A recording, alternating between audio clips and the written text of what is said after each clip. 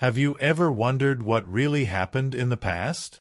Beyond the pages of textbooks lies a world of fascinating tales, extraordinary figures, and incredible events. Join me as we explore them on Exploring History in Sleep. The main plot of One Stab, 1,000 Enemies chronicles the tragic journey of Kaelen, a farmer thrust onto the path of an assassin by desperation and the brutal realities of the medieval era. The story will explore the fall and the beginning.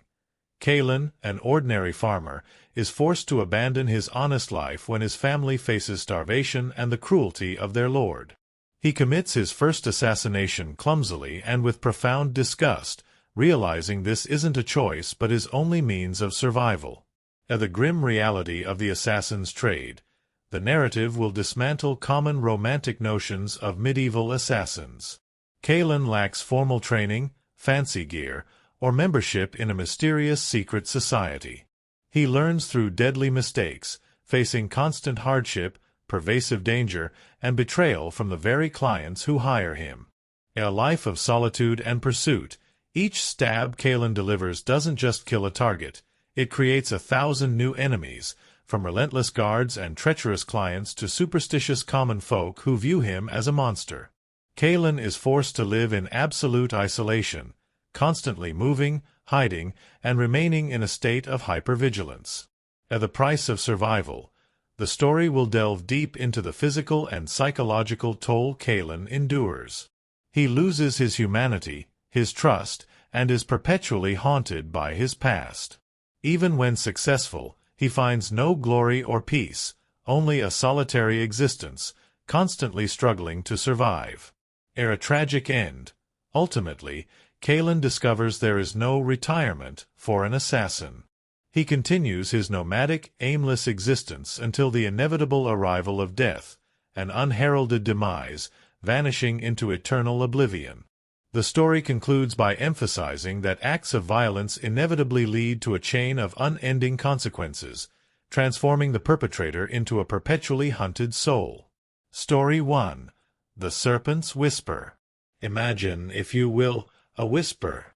Not a gentle, comforting one that eases the soul, but the kind that slithers into your ear on the coldest, darkest night, promising salvation while reeking of grave earth.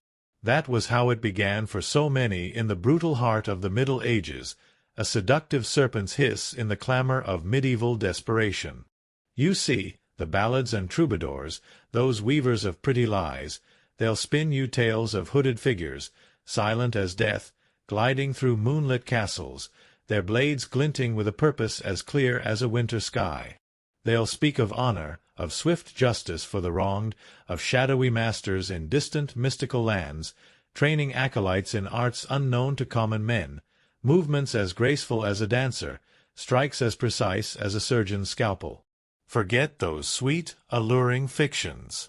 They're woven from the silk of ignorance and the naive romanticism of those who never felt the cold steel of a blade pressed to their own throat, or worse, the chilling, overwhelming weight of one in their hand, destined for another's.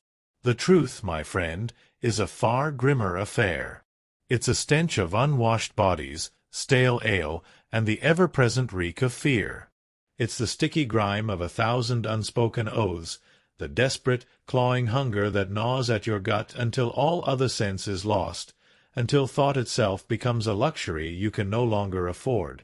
No one wakes up in a medieval hovel, surrounded by the cacophony of a goat chewing its cud beside your straw pallet and the ceaseless symphony of fleas dancing across your skin, and declares, "Ah, today I shall become an assassin."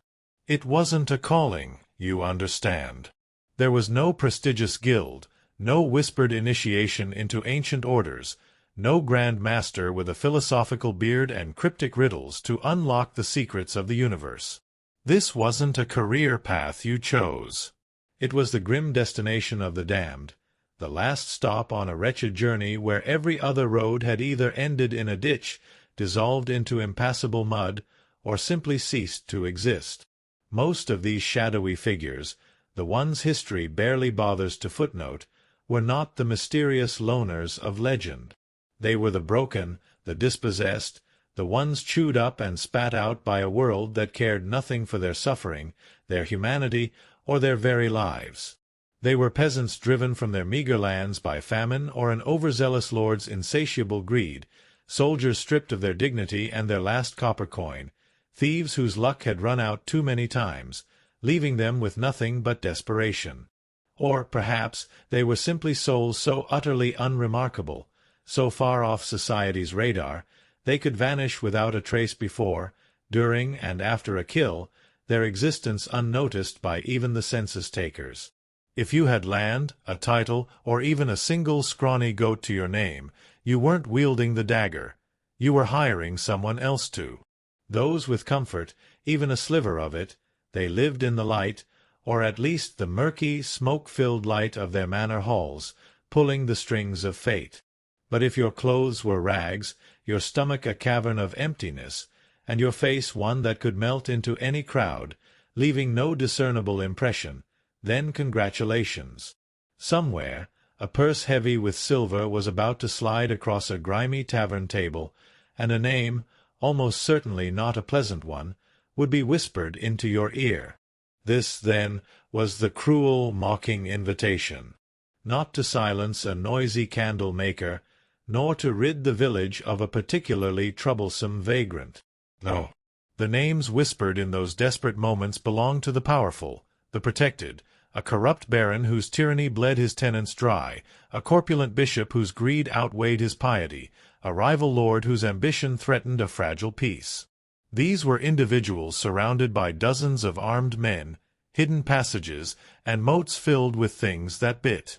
The pay, it shimmered like a mirage, tempting in its promise of escape from the ceaseless grind of starvation, from the cold, constant ache of hunger. The job itself? Horrifying.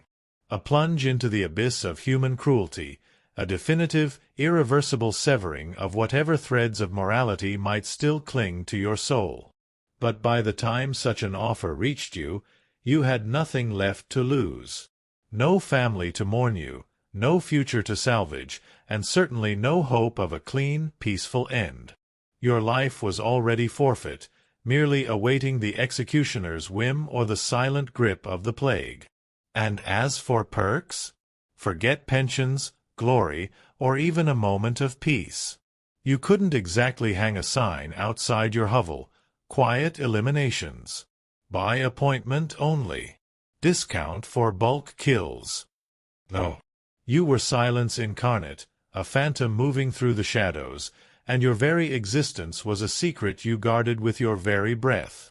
Speak of your trade, even over a mug of the weakest ale, and your life expectancy plummeted faster than a stone from a castle wall.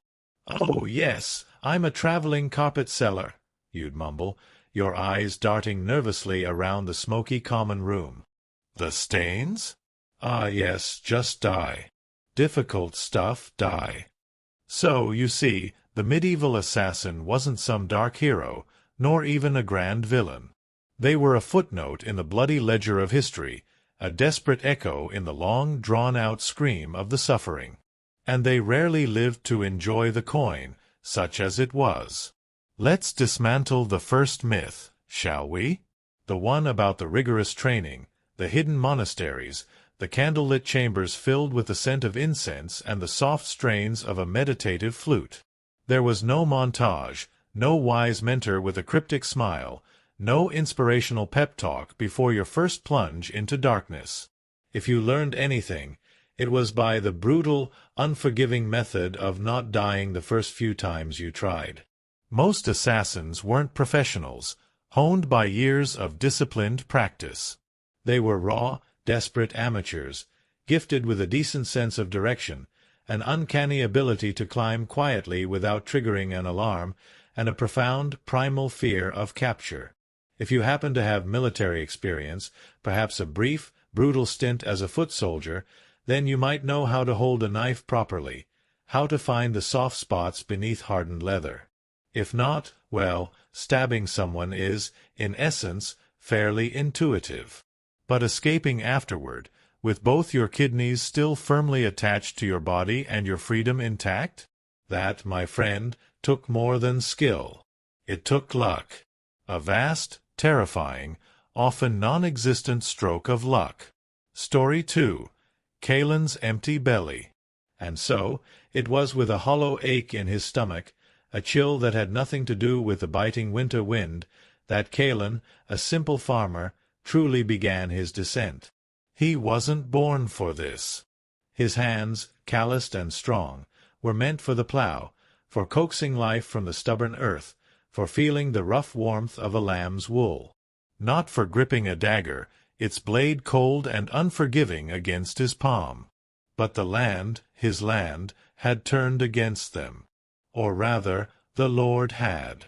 The crops had failed, not just once, but twice, withered by a cruel blight that painted the fields a sickly brown. And when the harvest yielded nothing but dust and despair, the tithes were still demanded. Always demanded. The grain, the few precious coins, the very breath in their lungs seemed to belong to Archbishop Valerius, a man whose piety was as thin as the starved bodies of his parishioners, and whose coffers swelled even as the bellies of his flock shriveled.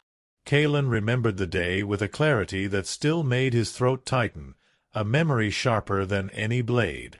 His daughter Ilara, all 7 years of her, lay huddled on their straw mattress, her skin stretched taut over tiny bones, her breath shallow and ragged. She was shivering, though the hovel was cold, yes, but her fever burned from within.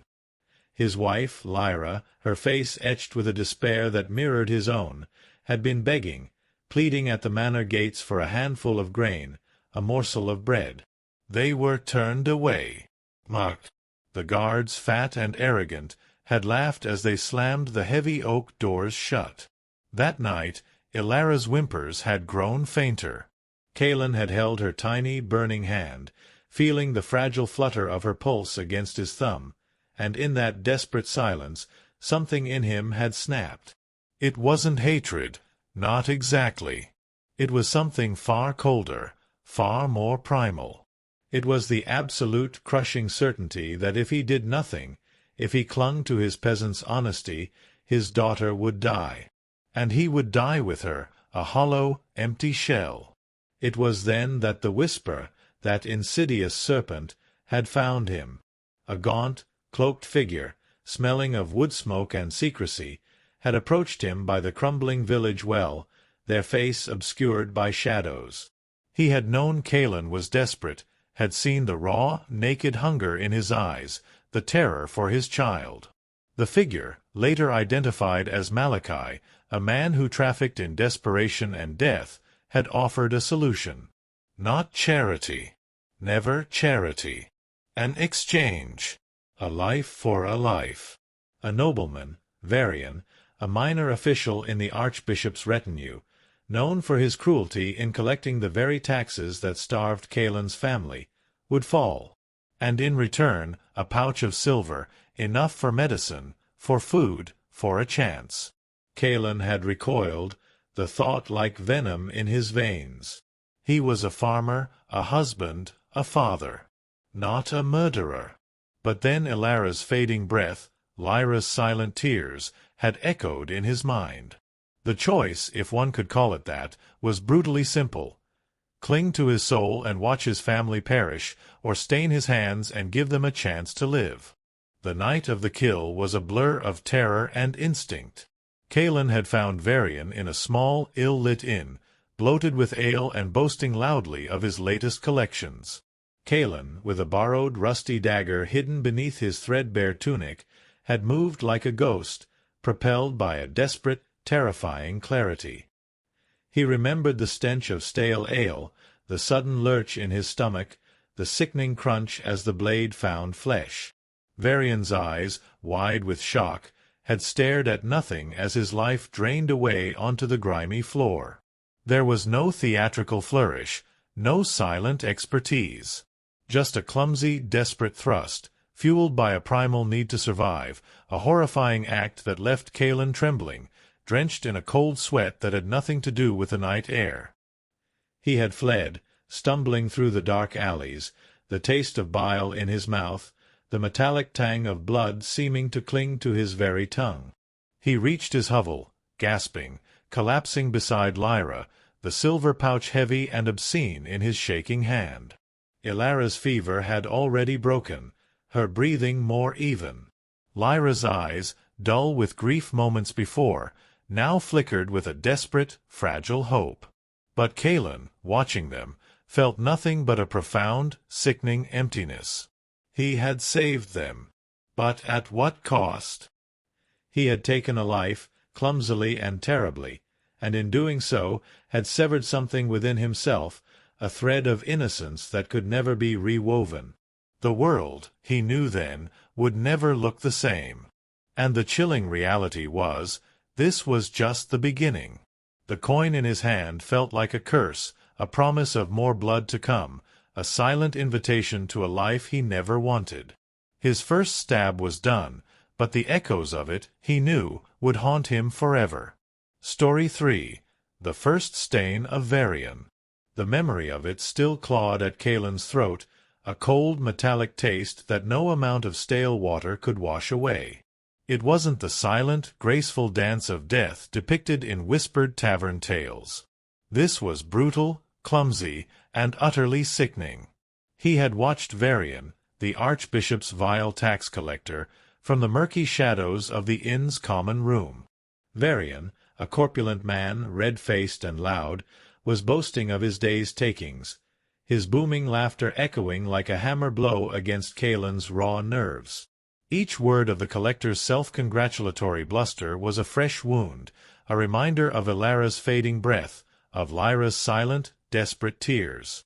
The pouch of silver, given to him by the cloaked figure Malachi, felt like a lead weight in his trembling hand, a tangible representation of the horrifying deed he was about to commit. He had never held a weapon with intent to kill a man. His father had taught him to use a scythe for harvest, a knife for skinning game, tools of life and sustenance. This was different.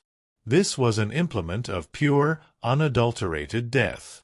The dagger, crude and slightly rusty, felt alien and wrong, yet his grip tightened, a desperate primal resolve hardening his trembling fingers. Kaelen waited. The hour grew late. The inn slowly emptied, patrons stumbling out into the cold night, their drunken songs fading into the distance. Varian, too, began to prepare for his departure, his voice still boisterous as he haggled with the innkeeper. Kaelen's heart pounded against his ribs like a trapped bird, a frantic drumbeat in the oppressive silence. He could feel the blood rushing in his ears, a roaring torrent that drowned out all other sound. His breath hitched, a desperate attempt to quiet the fear that threatened to consume him whole. Every fiber of his being screamed at him to run, to flee, to forget the silver and let fate take its course. But then the image of Ilara's frail hand in his, so small, so cold, flashed before his eyes. And that image, grim and unforgiving, was enough. He moved, a shadow among shadows, driven by an instinct he didn't know he possessed. Varian was turning, his back briefly exposed as he reached for his cloak. It was now or never. Kaelen lunged, not with any practiced grace, but with the raw, uncoordinated force of a desperate man. The dagger found its mark, a sickening crunch of bone and flesh that would haunt Kaelen's nightmares for years to come. Varian gasped, a choked, gurgling sound that was quickly silenced as Kaelen, in a blind panic, twisted the blade, then pulled it free. There was no struggle, no heroic resistance from Varian. Just a sudden, shocking stillness. The tax collector collapsed onto the grimy floorboards, a dark, rapidly spreading stain blooming across his rich tunic. His eyes, wide with shock and an awful sudden understanding, stared blankly at the flickering candlelight, seeing nothing. Kaelen stood over him, frozen, the dagger slick and warm in his hand. The stench of stale ale, now mixed with the coppery scent of fresh blood, filled his nostrils, threatening to make him vomit. He felt a profound, visceral revulsion, a wave of nausea that had nothing to do with fear and everything to do with the monstrous thing he had just done. This was not the quick, clean kill of legend. This was messy. This was ugly, and it was real. The silence that followed was deafening, broken only by the distant howls of a dog and the frantic pounding of Kaelen's own heart. He didn't wait for the innkeeper to discover the body, for the guards to be roused. He turned and fled, stumbling blindly through the narrow, unlit streets. The image of Varian's lifeless eyes burned into his mind. He ran until his lungs screamed, until his legs burned, until he collapsed in the filth of a forgotten alleyway, retching bile onto the cold cobblestones. The silver pouch was still clutched in his hand, a chilling reminder of the act. He had saved Ilara, but the stain of Varian's blood, the weight of his death, would cling to Kaelen's soul forever, a permanent brand that marked him as something other than a man. He knew, with a terrifying certainty, that his life as Kaelen the farmer was over. Now he was merely a shadow, driven by a desperate necessity, forever bound to the darkness he had unleashed. His first stab was done, and the long, agonizing journey into a life of shadows had just begun. Story 4. A Coin's Cold Promise. The silver in the pouch felt impossibly heavy in Kaelen's hand, a brutal, undeniable testament to the horror he had just inflicted. He hadn't counted the coins. He didn't want to. Each one felt like a drop of Varian's blood, staining his palm. Yet, as he stumbled back into his hovel, the faint dawn light barely piercing the cracks in the walls, the sight of Lyra's exhausted face and Ilara's more even breathing was a stark, desperate kind of absolution. The fever had indeed broken. His little girl was still frail, terribly thin, but her chest rose and fell with a fragile regularity that whispered of life, of a chance. Lyra's eyes, red-rimmed and wary, fixed on the pouch. She didn't ask where it came from. She didn't need to. The raw fear in Kaelen's own eyes, the fresh stench of something unidentifiable clinging to his clothes, told its own grim story. She simply nodded, a slow, weary understanding passing between them, a silent pact forged in the crucible of desperation. He gave her a handful of the coins, enough for a healer's visit, for some nourishing broth, for a small measure of warmth. The rest he tucked deep beneath a loose stone in the hearth, a secret burden, a vile nest egg for the impossible future. The immediate relief was potent, intoxicating. Ilara began to mend, slowly at first, then gaining a little strength each day. Lyra, though still gaunt, moved with a renewed, if fragile, purpose. For a few precious days, Kaelen almost believed he could simply vanish back into the rhythm of his old life, burying the memory of Varian's final gasp under layers of earth and honest toil. But the world, once you've stained your hands with its blood, rarely lets you go. The whispers started almost immediately. Not of Kaelen, not yet, but of Varian's sudden, unexplained demise. The official word was a swift illness, a fever that took him in the night. But in the inns and market squares, where truth was malleable and gossip ran rampant, other theories emerged. A rival merchant, perhaps. A disgruntled debtor. Or, more ominously, a whisper of a shadow man, an agent of an unknown power. It was Malachi, the cloaked figure, who shattered Kaelen's fragile illusion of return. He reappeared as silently as he had first arrived, materializing from the morning mist outside Kaelen's hovel. Malachi was a man of few words, his face a web of unreadable lines. He didn't commend Kaelen, didn't offer sympathy. He simply spoke of reputation. "Word travels," he rasped, his voice like dry leaves scuttling across stone. "A quick hand, a silent step. Others will seek such a service. Are you ready?" Kaelen's stomach churned. He looked at his mending daughter, then at his own rough hands, which still seemed to tingle with the memory of the knife's hilt. He wanted to refuse, to scream defiance. But the memory of Ilara's thin, pale face, of Lyra's quiet despair, was a chain around his heart. He wasn't ready. But he had to be. The realization hit him with the force of a physical blow. He was no longer just a farmer. He was Malachi's instrument, a cog in a grim, unseen machine. The initial payment for Varian's death was not just payment for a completed task. It was an investment. An investment in Kaelen's future, a future where his life was no longer his own. Malachi explained, not kindly, but with a chilling practicality, that the world of secrets paid well, but it demanded absolute commitment. "You disappear when you work," Malachi had explained, his eyes piercing. "And you disappear when you do not. Your name is a luxury you can no longer afford." Kaelen felt the walls of his old life closing in, suffocating him. He was trapped, not just by the need for coin, but by the deed itself. One stab. It had bought him hope, yes, but it had also bought him into a darker, more dangerous world. A world where he would forever be bound by that cold promise of silver, where his very survival depended on his willingness to take more lives. And as Malachi turned and vanished as silently as he had appeared, Kaelen was left alone, with the chilling understanding that the serpent's whisper had truly become his unending reality. He was on a path now, one from which there seemed to be no return, a path paved with coin and shadowed by death. Story 5. The Shadow's Apprenticeship. There were no gilded halls, no solemn oaths sworn under flickering candlelight in a hidden temple. Kaelen's apprenticeship in the shadows began not with a wise master, but with the chilling, unforgiving lessons of necessity. Malachi offered no training manuals, no gentle instruction. He simply delivered contracts, sometimes through a silent drop-off at a crumbling ruin, sometimes through a whispered meeting in a deserted alleyway, and Kaelen was left to learn by doing, or more accurately, by not dying. The stakes were brutally high.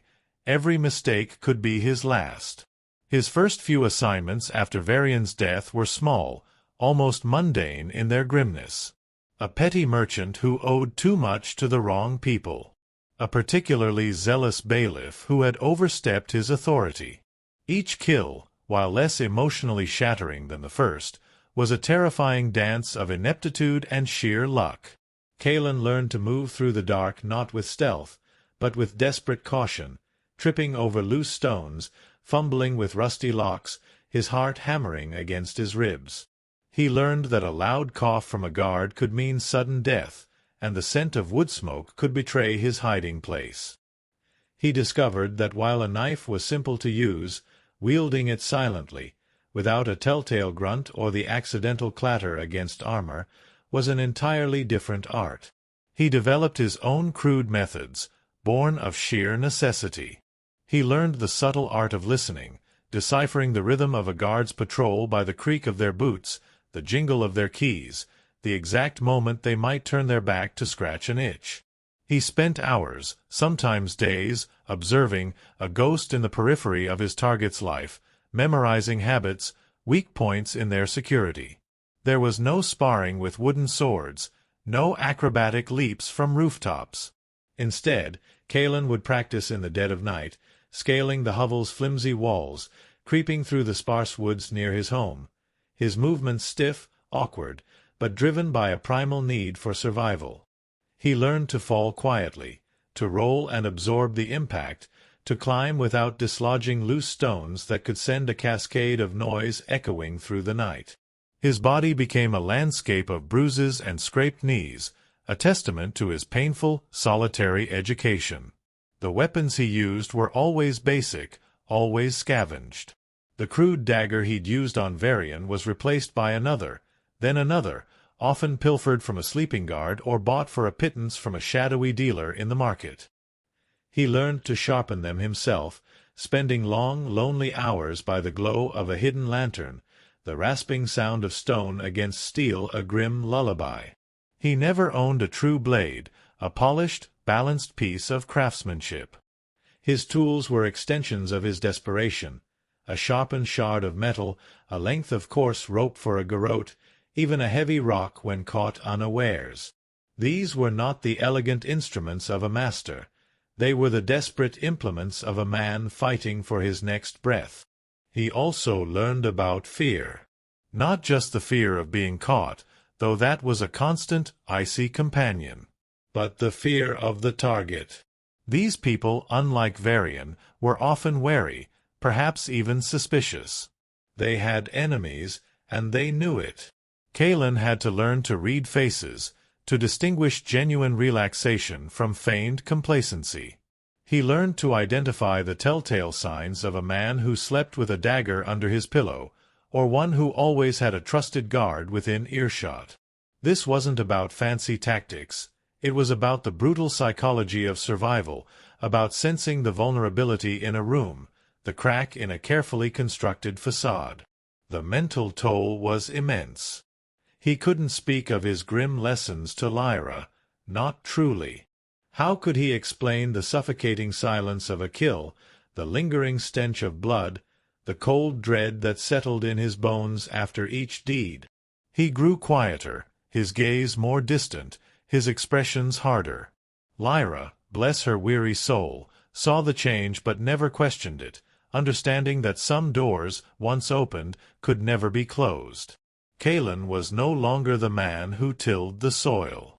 He was becoming a shadow, a whisper, an instrument of death.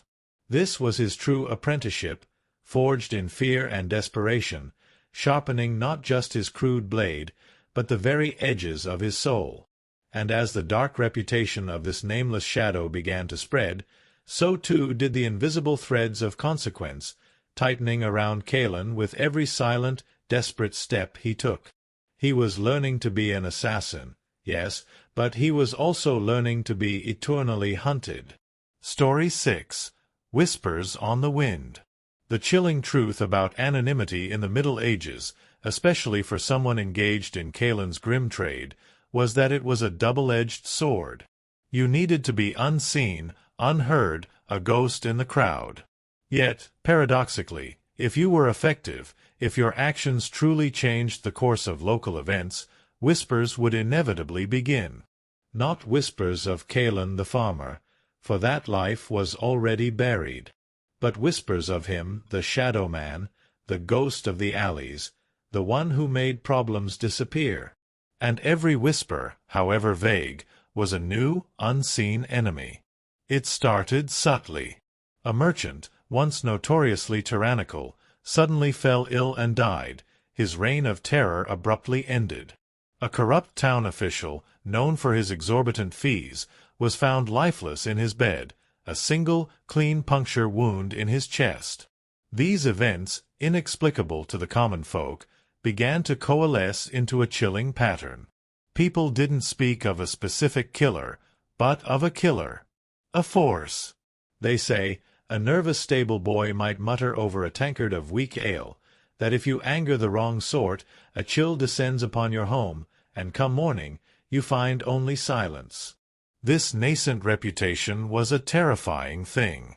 On one hand, it meant Malachi brought more lucrative contracts. Nobles, desperate to remove rivals but unwilling to dirty their own hands, sought out this elusive phantom. The payments grew larger, the pouches heavier, though the coins still felt cold and tainted in Kaelen's palm. The increased coin meant Lyra and Alara were safer, warmer, their bellies full. That, Kaelen knew, was the only justification for the monstrous path he walked. But the safety was always fleeting, always perched precariously on the edge of a new abyss. On the other hand, this burgeoning reputation meant something far more dangerous: attention. Not from the powerful, not yet in a way that threatened his immediate survival, but from the common people, whose fear could turn to mob fury in an instant. They looked at him, Kaelen, the quiet, withdrawn man who occasionally traded furs or simple carvings, and wondered. They didn't know who he was, but they knew what he was, or at least, what his actions suggested he could be. A furtive glance in the market, a sudden silence in the tavern when he entered, children clutching their mothers' skirts a little tighter as he passed. He felt their fear, a palpable thing that clung to him like the damp fog. It was a silent accusation, a constant reminder of the darkness he now carried. He learned to recognize the signs, the widened eyes, the hurried crossing of oneself, the quick, sharp intake of breath. He started to adapt his own behavior, becoming even more withdrawn, more isolated. He spoke less, made eye contact even less. He perfected the art of blending into the background, becoming a part of the scenery, yet always acutely aware that he was also a distinct shadow within it, observed by the very people he sought to disappear amongst. He moved from village to village more frequently, never staying long enough for the whispers to fully solidify around him, always ahead of the growing unease. This spreading reputation wasn't a badge of honor, it was a target. Every single whispered rumor, every frightened glance, added another invisible thread to the net slowly tightening around him. It meant that those he opposed, those who might suspect a shadow man was operating in their territory, began to increase their vigilance, to tighten their security, to question every stranger. Kaelen's perceived effectiveness was simultaneously his greatest asset and his most dangerous liability. It was a silent war he was waging, not just against his targets, but against the very fear he instilled. And as the chilling reputation of this unnamed spectre grew, Kaelen understood, with a profound and bone-deep weariness, that his life was becoming less about simple survival and more about a constant, desperate dance with discovery. His path was now defined by the paradox. The more effective he became, the more visible, and thus the more imperiled he grew. The whispers were on the wind, and they carried his silent name to all who would listen, inviting 1,000 new enemies to seek him out. Story 7. The Hunted Hunter. The whispers, faint at first, had coalesced. What was once a chilling rumor of a nameless force had become a tangible threat, prompting a direct response from those in power. Archbishop Valerius, still reeling from the unexpected demise of his tax collector, Varian, and now facing the quiet unrest sown by subsequent incidents amongst his more troublesome subordinates, decided enough was enough. He needed a scapegoat, a public display of force, and a firm declaration that his authority remained absolute. He dispatched Commander Thorn, a man known more for his relentless brutality than his subtle intellect, to find the Shadow Man and make an example of him. Thorn, a hulking figure encased in well-maintained chainmail, rode with a troop of seasoned, loyal soldiers, their expressions grim, their eyes scanning every horizon. Kaelen felt the shift. It wasn't a warning whispered by Malachi, his elusive handler, nor a direct threat. It was a subtle change in the very air, a tightening in the atmosphere of the towns he passed through. More checkpoints on the roads. Guards with sharper eyes and quicker hands. Unfamiliar faces lingering in the common rooms of inns, their gazes too keen, too calculating. He saw crudely drawn likenesses, tacked to village posts, depicting a generic hooded figure, sometimes with exaggerated features like glowing red eyes or claws, the work of terrified peasants and incompetent artists trying to make sense of the unseen. He knew they were hunting him. The shift from hunter to hunted was jarring, a constant, sickening knot in his stomach. Before, his fear was confined to the moments before a kill, the desperate scramble to escape unseen. Now, fear was a constant companion, a suffocating blanket woven from every sound, every shadow, every unfamiliar face. Every crow cawing from a distant tree seemed to mock him, every creak of a wagon will seem to announce his presence. He learned to distinguish the hurried steps of an innocent traveler from the purposeful stride of a patrol. He slept even less, his sleep haunted by visions of Thorn's men bursting into his hiding place, their swords glinting in the torchlight. Kaelen began to develop a new set of skills, born not of offense, but of defense. He mastered the art of observation, not to find a target, but to detect a pursuer. He learned to read tracks in the mud, to discern the faint scent of horse sweat from human fear. He learned to identify the subtle tells of a man waiting in ambush, the too-still branch, the glint of metal through leaves, the telltale plume of breath in the cold air. He became intimately familiar with the hidden paths through forests, the disused tunnels beneath crumbling ruins, the forgotten gaps in city walls. These were his new hunting grounds, but he was the prey. One particular encounter hammered this lesson home. He was making his way through a thick copse of woods, planning to circle around a heavily guarded road, when he caught the faint glint of steel. He dropped, rolling behind a gnarled oak, his heart leaping into his throat. 3 of Thorn's men, their armor camouflaged by dried leaves and mud, lay in wait. They were quiet, patient, clearly seasoned. They weren't just looking for a shadowy figure, they were looking for him, the one who moved like a phantom. He spent hours pressed against the cold, damp earth, barely daring to breathe, listening as they whispered, their voices a low, menacing hum. They spoke of the Archbishop's fury, of the bounty on the Shadow Man's head, of Thorn's grim determination. Kaelen realized then that this was no longer a simple transaction, it was a personal vendetta.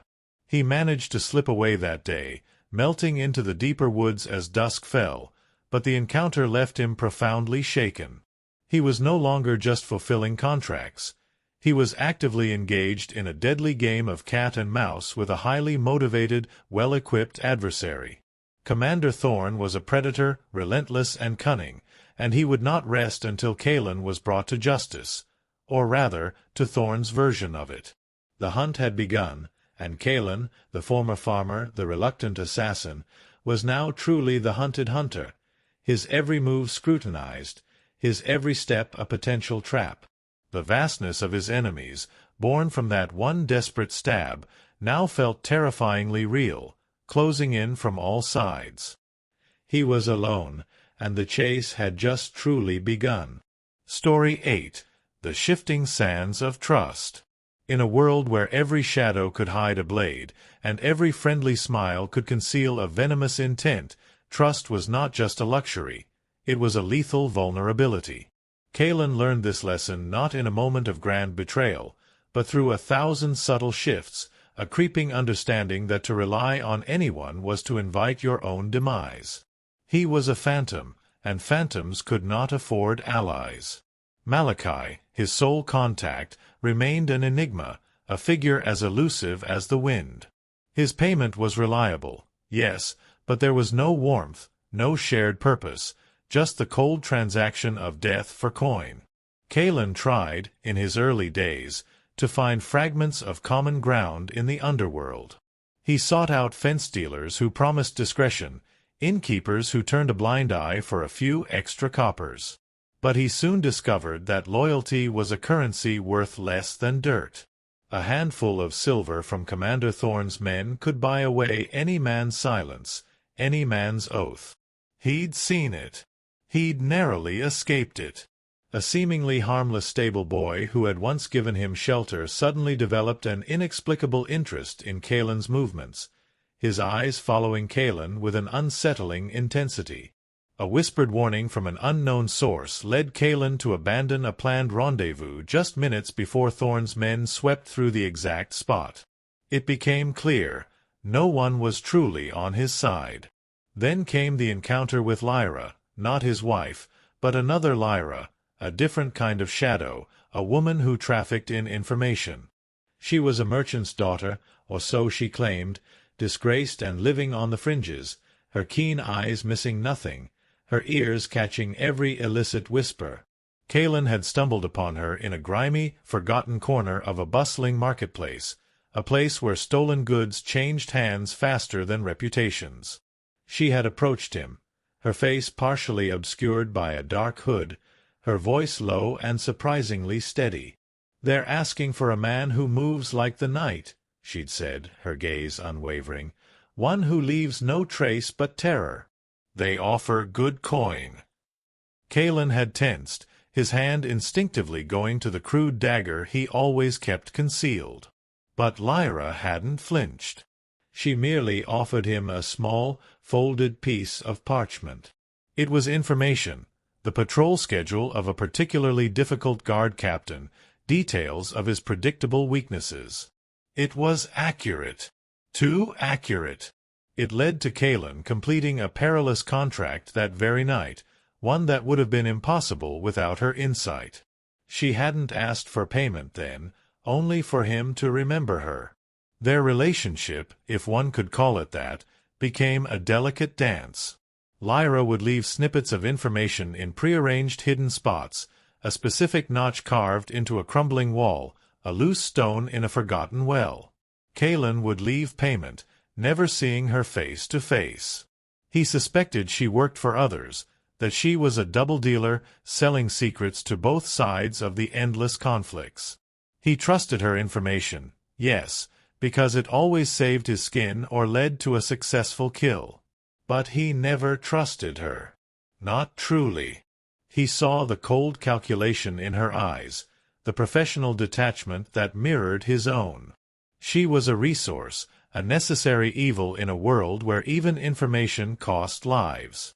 Their interactions were fleeting, dangerous, and utterly devoid of personal connection. Kaelen never asked about her past, and she never dared to ask about his. Their understanding was built on the shaky ground of mutual utility and shared danger. He knew that the moment he became a liability, the moment her information could save her own skin more than it could serve him, she would turn. That was the shifting sand of trust in his world. It wasn't about loyalty, it was about advantage. And Kaelen, now acutely aware of Commander Thorne's relentless pursuit, understood that even the most useful contact was just another potential enemy in waiting. Every piece of intelligence Lyra provided was a step forward, but it also made Kaelen increasingly dependent on someone he could never fully trust, weaving him deeper into a web of deceit from which escape seemed impossible. He was using her, and she was using him, a grim, transactional relationship in a world devoid of true companionship. Story 9. Poison's Cruel Gamble. You hear the whispers, don't you? Tales of cloaked figures slipping silent powders into goblets, of exquisite death dealt with a single untraceable drop. The medieval assassin, a master of poison, a dealer in quiet demise. Forget it. The reality of medieval poison was a cruel, unpredictable gamble, and Kaelen learned this bitter lesson through trial, error, and nearly losing his own life more times than he cared to count. There was no precise science, no infallible concoction. Just desperate guesswork and terrifying consequences.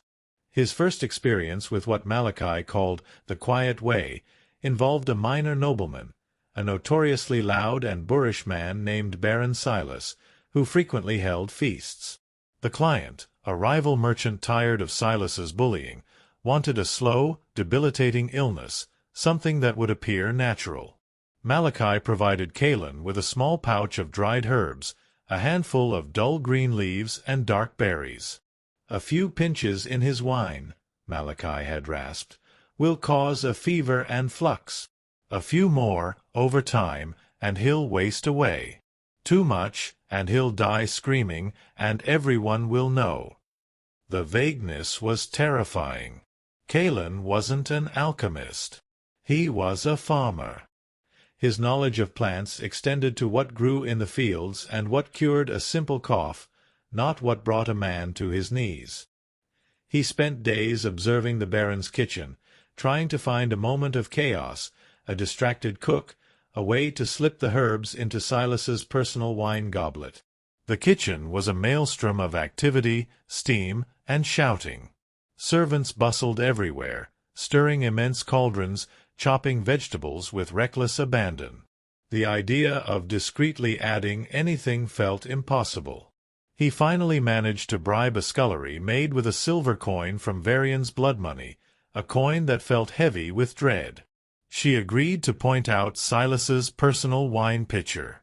In a moment of frantic desperation, while the cook's back was turned, Kaelen lunged, sprinkling a generous pinch, perhaps two, into the dark liquid. He fled, his heart hammering, the sickly sweet scent of the herbs clinging to his fingers. The next few days were agonizing. Kaelen haunted the edges of the manor grounds, disguised as a wandering beggar. He heard rumors. Baron Silas had fallen ill. A terrible fever, constant retching. But he wasn't dying. He was enraged. He suspected foul play and had begun torturing his servants, accusing them of witchcraft. The scullery maid Kaelen had bribed? She was found days later, hanging from the gallows, accused of poisoning. Kaelen had inadvertently sent an innocent to their death, and the Baron, though weakened, was alive, more paranoid and vicious than ever. His quiet kill had merely created a new wave of fear and brutality. This devastating failure taught Kaelen a grim lesson. Poison wasn't elegant, it was a chaotic variable. There was no exact dosage, no guarantee of effect. One victim might simply vomit for a day, another might succumb to a slow, agonizing death that drew unwanted attention, and a third might survive, enraged and hell-bent on revenge. Even worse, if you accidentally poisoned the wrong person, the taster, a beloved relative, you'd trigger a far greater investigation. He also learned that most medieval poisons were crude concoctions, often just potent purgatives or narcotics, rarely the instant, silent killers of legend. They caused immense suffering, yes, but also offered ample opportunity for detection and suspicion. From that day forward, Kaelen reserved poison for only the most desperate situations, when a blade was absolutely impossible. He began to carry a small, carefully hoarded vial of what Malachi claimed was a potent sleeping draught, a last resort to incapacitate rather than kill. But even that was a gamble. It might put a guard to sleep, or it might just make them dizzy enough to raise an alarm before collapsing. The Apprenticeship of Shadows was a brutal, unforgiving school, where every attempt at learning carried the risk of not just failure, but of a gruesome, public execution. Kaelen knew now that relying on such an unpredictable, treacherous method was another path to unleashing 1,000 new enemies, born not of malice, but of the very unpredictable nature of the quiet way. Story 10. Walls and Whispers. Castles. To the common folk, they were symbols of power, bastions of safety, towering monuments of stone and defiance. To Kaelen, they were suffocating cages, mazes of death traps, and impenetrable fortresses designed specifically to thwart men like him. His next significant contract from Malachi was to eliminate Baron Gareth, a particularly cruel and ambitious lord who ruled a strategically vital region. Gareth resided in Castle Blackwood, a formidable keep renowned for its thick walls, deep moat, and the sheer number of guards patrolling its grounds. This was not a quick, desperate stab in a grimy inn. This was a siege. Kaelen spent weeks observing Blackwood, a phantom haunting the nearby woods and hills. He learned to discern the clatter of the main gate opening for supply wagons from the subtle shift in sound that signaled a changing of the guard. He watched the sentries on the parapets, their silhouettes stark against the twilight sky, their movements predictable in their monotony. He noted the precise moment the cooks brought out the slop buckets, creating a brief, chaotic flurry around the kitchen entrance. He learned about the sheer, unyielding solidity of those walls, the impossibility of simply walking through the front gate. The moat, teeming with murky water and whispered tales of snapping beasts, was the first barrier. Kaelen tried it once, under the cloak of a moonless night, the chilling water sucking at his boots, the stench of decay rising from the depths. He nearly drowned, entangled in thick reeds and unseen debris, the chilling realization that a castle's defenses were not just visible, but hidden beneath the surface, almost paralyzing him. He abandoned the direct approach, opting instead for a less direct route, one that required patience and immense personal risk. He focused on the sheer number of guards. Commander Thorne's men, still diligently, if fruitlessly, hunting for the Shadow Man in the wider region, had made Kaelen acutely aware of how a coordinated defense operated. Castle Blackwood's guards were omnipresent. Sentries stood at every turn, their lanterns casting dancing shadows that played tricks on the eye. Inner courtyards teemed with patrols. Even the upper levels had armed men stationed near the Lord's chambers. Kaelen realized that a direct confrontation, or even a cunning dodge through their ranks, was suicide. He needed to be invisible, to become part of the castle itself, a living, breathing shadow amongst the stones. His new strategy became one of meticulous exploitation of routine and structure. He discovered a section of the outer wall, crumbling slightly near an old, disused well, that might offer a precarious handhold for a climber. He spent nights practicing, scaling the rough stone, his muscles screaming, his fingers raw and bleeding. The bitter cold bit through his thin tunic, but the thought of Lyra and Ilara in their hovel, dependent on his grim success, fueled his every aching climb. He learned to listen to the wind, its howl sometimes masking the subtle sounds of his movements, sometimes amplifying an accidental scrape of leather against stone. But it wasn't just the physical barriers. It was the whispers. The vast, interconnected network of servants, the constant hum of life within the castle walls. Every scullery maid, every stable boy, every laundress had eyes and ears. An unfamiliar face, a wrong step, a moment of hesitation, any of these could unravel his entire plan. Kaelen had to learn to move like a ghost, to mimic the posture of a tired servant, to adopt the blank, unassuming gaze of someone who belonged there, yet was utterly unremarkable. He spent hours observing the castle staff, learning their routines, their habits, their subtle cues. He realized the most formidable defenses weren't always swords and stone, but the human element, the watchful eyes of those who lived within the walls, their loyalty a fluctuating commodity easily swayed by fear or gold. He needed to become a part of their monotonous rhythm, to be absorbed into the background, a whisper among the many, before he could strike. The true battle for Castle Blackwood was not fought with force, but with patience, observation, and the delicate art of becoming unseen. And as Kaelen gazed at the formidable stone walls, he knew this mission demanded a level of infiltration he had never attempted, a terrifying test of his burgeoning skills. Story 11. The Mask of Nothingness. To become a phantom in the castle of Baron Gareth, Kaelen understood he needed more than just a quiet step or a hidden blade. He needed to become nothing, an invisible man.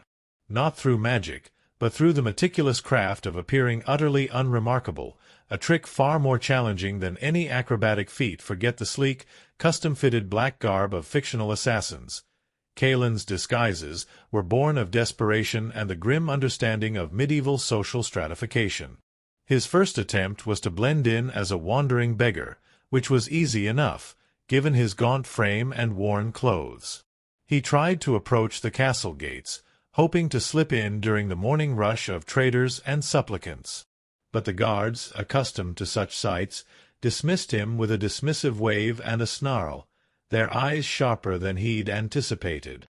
A beggar was too obvious, too easily ignored, or worse, too easily chased away. Next, he considered a craftsman, perhaps a tinker or a mason. He knew enough to handle tools, to mimic the movements. But a craftsman would be noticed, his skills scrutinized, his presence questioned. A new face, a new set of hands working within the castle walls, would immediately raise suspicion, especially in a keep as tightly run as Blackwood. No, he needed to be less than that. He needed to be a part of the background, a face that belonged but registered no unique detail.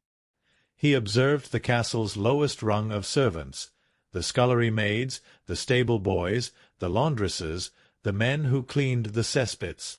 These were the true invisible people of the castle. They were everywhere, yet seen by no one of importance. They moved with a weariness that was their own uniform, their faces often grimy, their eyes downcast. Their presence was so mundane, so expected, that they vanished into the very fabric of daily life. This was Kaelen's canvas for invisibility. He found an opportunity with the arrival of a new shipment of provisions. Amidst the chaos of offloading barrels and sacks, Kaelen, already lurking nearby, spotted a young, exhausted stable boy, no older than 15, struggling with a particularly heavy sack of oats. He moved quickly, offering help. The boy, grateful but wary, accepted. Kaelen worked alongside him for an hour, learning the boy's rhythms, his complaints, his almost invisible existence. He heard about the endless chores, the cramped quarters, the pervasive stench of the stables. He saw the grime under the boy's fingernails, the tear in his tunic, the way he subtly limped from a poorly healed injury. That night, Kaelen moved. He cornered the stable boy in a secluded corner of the stable yard, not with a threat, but with a plea, backed by a handful of the silver coins he'd carefully hoarded. "My brother," Kaelen muttered, weaving a quick, desperate lie. "He lies sick. I need his uniform to seek a healer in the castle, unseen. For one night I will take his place. No one will know." The boy, desperate for the coin that could save his family, agreed. Kaelen slipped into the boy's worn, ill-fitting tunic and trousers, the smell of horse and old sweat clinging to him. He smeared dirt on his face, ruffled his hair, and consciously adopted the boy's weary, defeated slump. He walked with a slight limp, mimicking the injury. He kept his eyes downcast, avoided direct gazes, and practiced the monotonous, almost mindless movements of a stable hand. He became a face that belonged, yet was so utterly devoid of individual character that it simply faded from memory the moment it was seen. He was the epitome of nothing. Inside the castle, the strategy proved chillingly effective. Guards barely glanced his way, their eyes passing over him as if he were part of the scenery. Servants, consumed by their own endless tasks, paid him no mind. He was just another pair of hands, another tired body moving amongst the shadows, unseen because he was so utterly mundane. This mask of nothingness was his most potent weapon, allowing him to traverse the inner sanctums of Baron Gareth's stronghold, unseen and unquestioned. He was inside. But the true danger, the moment of reckoning, still lay ahead, deep within those very walls. His presence was accepted, but his purpose remained a deadly secret, waiting for the opportune moment to strike. Story 12. A Family's Ghost. Inside the belly of Castle Blackwood, nestled amongst the stench of straw and horse manure, Kaelen moved like a ghost. He performed the menial tasks expected of a stable boy, shoveling dung, hauling water, grooming the magnificent steeds of Baron Gareth's knights. His mask of nothingness, the soiled tunic and the downcast eyes, worked. He was unseen, unremarkable, just another faceless cog in the castle's grinding machinery. Yet it was precisely in this anonymity, in the brief lulls between tasks, that the true torment began. For every creaking board, every distant laughter echoing through the stone corridors, every scent of cooking food wafting from the kitchens, served only to tear open the fragile scabs over his deepest wounds. The castle, in its very grandeur, seemed to mock him. Here, within these impenetrable walls, families lived. Children played in the sun-drenched courtyards, their shrill cries a stark contrast to the silence that had fallen over his own life. He saw a knight, a burly man with a kind smile, gently ruffling the hair of his son before mounting his war-horse. He saw a lady, her face soft with affection, chastising her young daughter for tearing her gown. These were fleeting glimpses, stolen moments of warmth and connection that pierced Kaelen's hardened heart with the precision of a master archer's arrow. They were fragments of a life he had once possessed, a life that now felt like a distant, fading dream. He'd close his eyes, sometimes, for just a fleeting second, and he wouldn't see the damp, gray stone of the stable. He'd see the rough-hewn beams of his hovel, sunlight filtering through the gaps in the roof. He'd feel the warmth of Lyra's hand in his, calloused from years of shared toil, but soft with affection. He'd hear Ilara's light, bubbly laughter as she chased a stray chicken, her tiny feet thudding softly on the packed earth floor. He remembered the simple joy of sharing a meager meal, the way Ilara would insist on saving the last bite of bread for him, her eyes wide with innocent devotion. He remembered Lyra's quiet strength, her unwavering love, her unwavering belief in him, even when the crops failed and hope seemed to wither into dust. These weren't just memories, they were ghosts. They followed him, silent and ever-present, through the echoing corridors, into the stale air of the stables, even into the brief, fitful moments of sleep he snatched in a pile of scratchy straw. Each successful contract, each coin that filled Malachi's pouches and then his own, was meant to secure their future, to protect them from the very hunger and despair that had driven him to this path. But with every life he took, with every step deeper into the shadows, he felt himself drifting further and further from the man who could truly cherish that life. He was a phantom, existing for their survival, but losing the very essence that made him worthy of it. The guilt was a heavy chain around his soul, clanking softly with every beat of his exhausted heart. He had stained his hands. He had done unspeakable things. He was no longer the simple farmer Lyra had loved, the father Ilara had adored.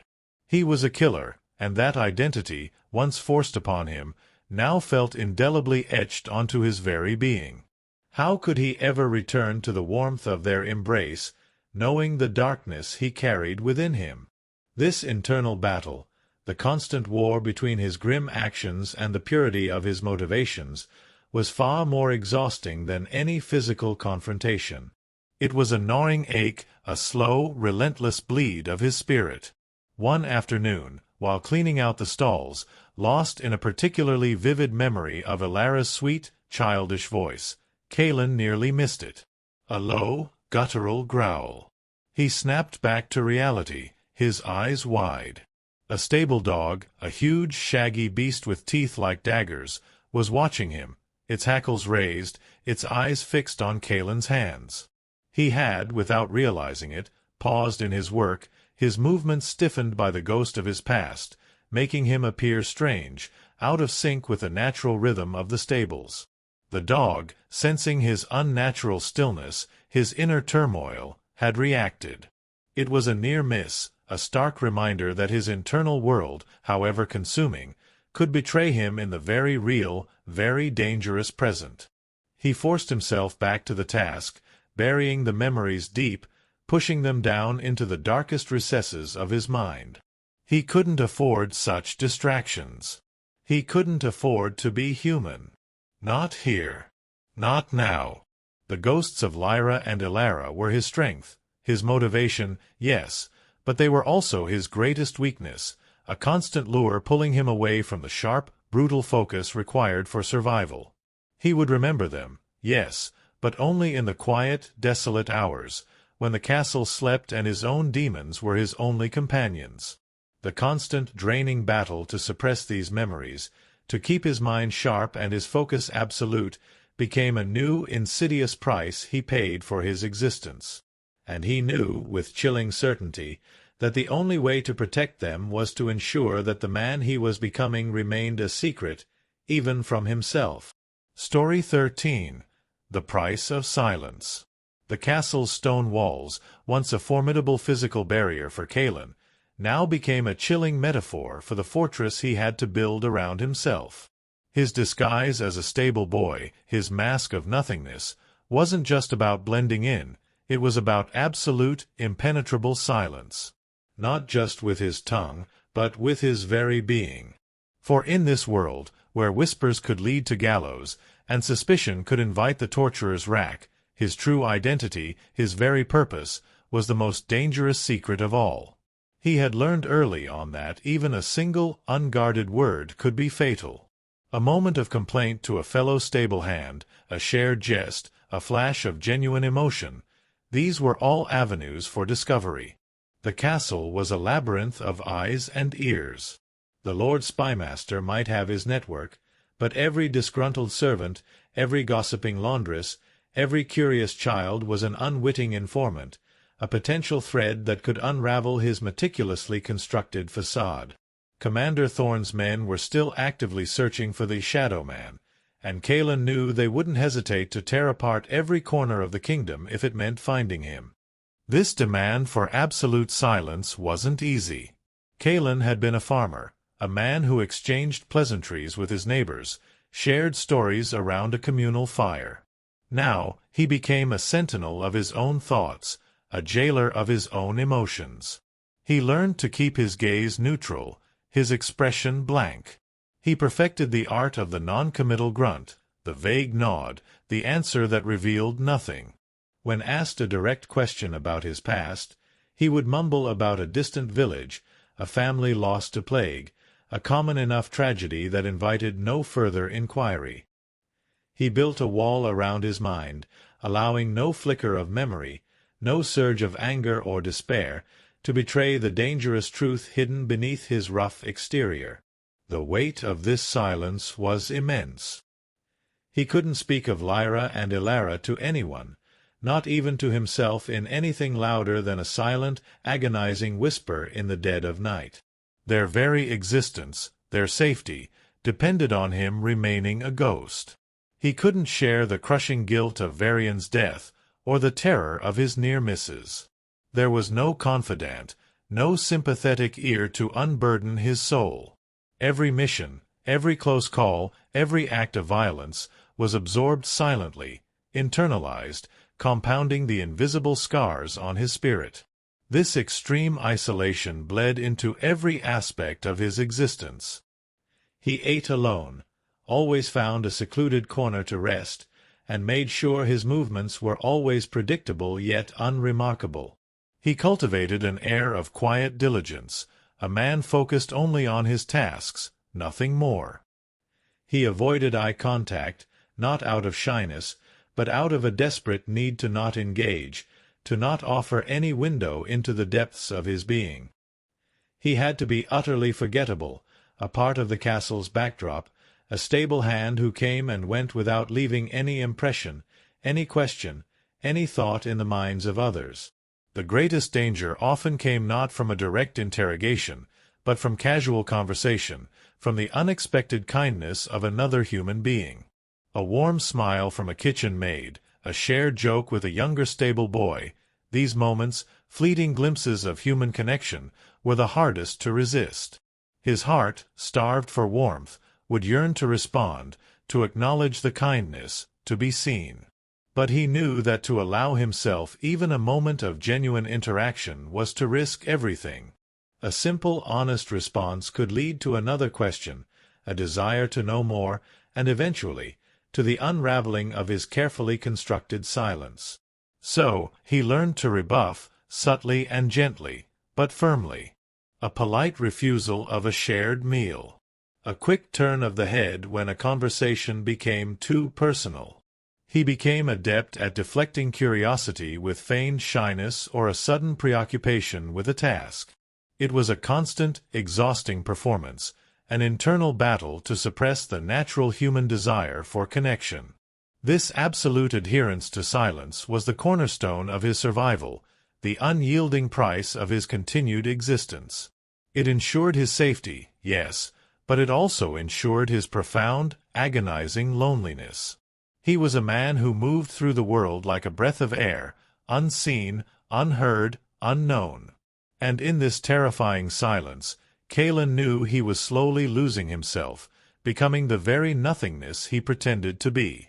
His anonymity was his shield, but also his cage, a cold, unyielding barrier that separated him from everything he held dear.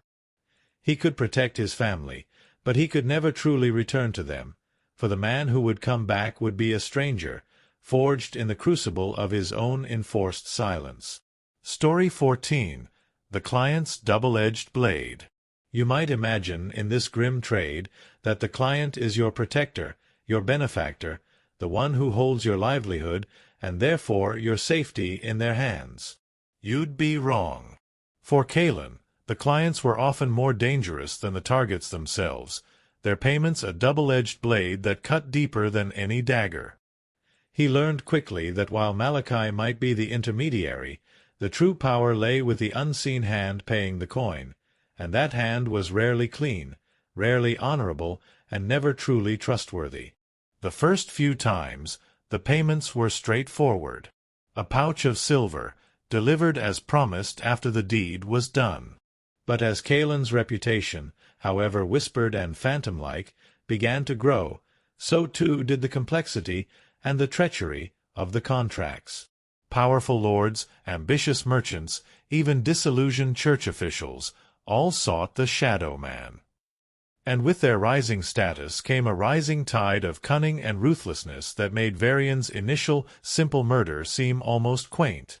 There was the contract on Lord Osric, a notoriously miserly and paranoid nobleman. Malachi delivered the instructions, emphasizing the substantial bounty. Kaelen executed the kill with brutal efficiency, slipping into Osric's chambers like a wraith and silencing him in his sleep. He made his escape, expecting the usual swift payment. But weeks passed. No coin. No sign of Malachi.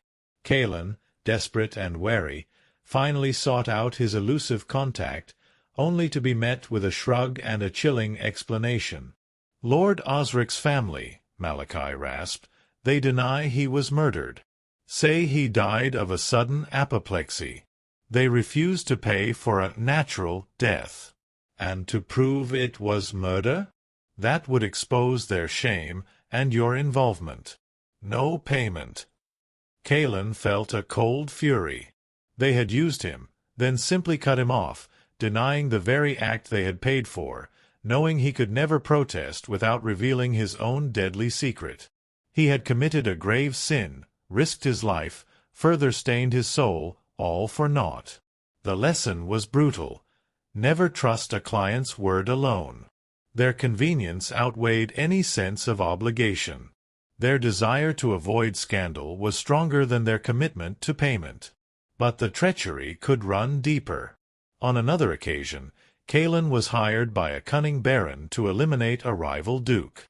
The pay was exorbitant, the details precise. Kaelen fulfilled the contract.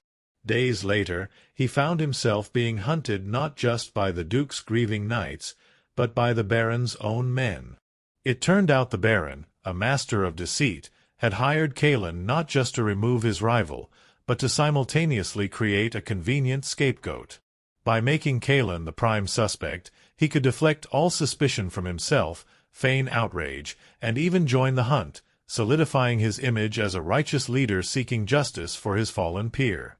He had essentially paid Kaelen to sign his own death warrant. Kaelen, thanks to a timely, if cryptic, warning from Lyra, the information broker, had managed to escape that particular trap, fleeing through the very forests Commander Thorne was known to patrol. But the experience left a permanent scar. He realized then that a client could turn on you, not just by denying payment, but by actively seeking your demise. You were a tool, to be used and then discarded, or worse, used as a weapon against yourself. This forced Kaelen to adopt a new layer of paranoia. He began to demand partial payment up front, a practice that Malachi initially resisted but eventually conceded to, perhaps understanding that even assassins had their limits for exploitation. He also began to leave subtle, untraceable clues, small pieces of leverage that might tie a client to the deed, not enough to expose them publicly, but enough to make them think twice before trying to cheat or betray him. A hidden symbol carved into a piece of furniture near the target. A unique, almost invisible knot tied in a rope at the scene. Tiny, silent threats designed to remind the client that Kaelen, the shadow man, was not to be trifled with. The coins in his pouch now felt like a curse, bought at a price far greater than simple blood. Each payment, while vital for Lyra and Alara's survival, was a constant reminder of the insidious game he was forced to play, a game where the very people who hired him were often the most dangerous, holding a double-edged blade ready to strike. He was trapped in a web of deceit, constantly balancing the need for survival with the ever-present threat of betrayal from those who pretended to be his benefactors. The price of silence, he now understood, included the chilling reality that he could never truly trust anyone, especially not the powerful hands that held the purse strings.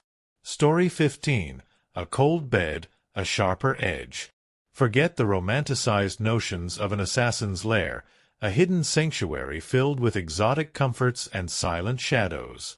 For Kaelen, his home was wherever he could find a few hours of uneasy sleep, a cold bed on hard earth, under a leaky roof, or often no roof at all.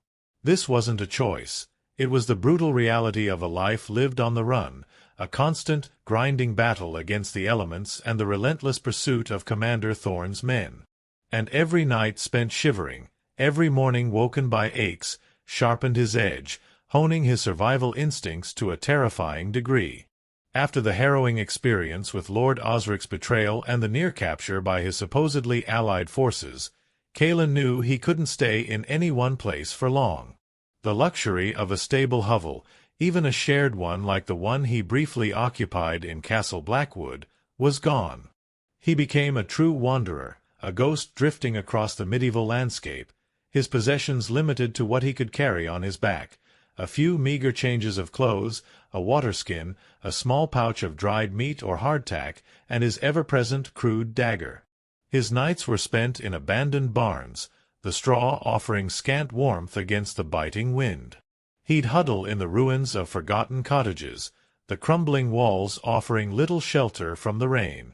Sometimes, when desperation truly set in, he'd brave the forests, climbing into the thickest branches of ancient oaks, tying himself precariously to a sturdy limb to prevent a fatal fall. Sleep was never deep, always light, his ears attuned to every rustle of leaves, every distant dog bark, every whisper of the wind that might carry the ominous sound of approaching hoofbeats. The cold was a constant companion. It seeped into his bones, stiffening his joints, making his already tired muscles ache with a dull, persistent throb. He learned to conserve heat, to bundle what little fabric he had around himself, to press against the bodies of any stray animals he could find for a fleeting warmth. Food was scarce, often rotten. He became adept at foraging, recognizing edible roots and berries, though often they offered little sustenance. His body became gaunt, his face hollowed, but his eyes, perpetually wary, held a sharp, almost animalistic intensity. This relentless exposure, this unyielding hardship, forged Kaelen into something harder, more resilient. He didn't complain. He couldn't. Complaining was a luxury, a weakness he could not afford. Instead, every pang of hunger, every shiver of cold, every moment of discomfort became a grim reminder of why he had chosen this path. It was for Lyra and Ilara, for the faint hope of a future for them, a future free from the gnawing hunger that had driven him to Varian's murder. Their survival depended on his. The lack of comfort, paradoxically, kept him sharp. There was no softness to lull him into complacency. Every waking moment was a battle, every night a test of endurance. His senses, deprived of easy comfort, became acutely heightened.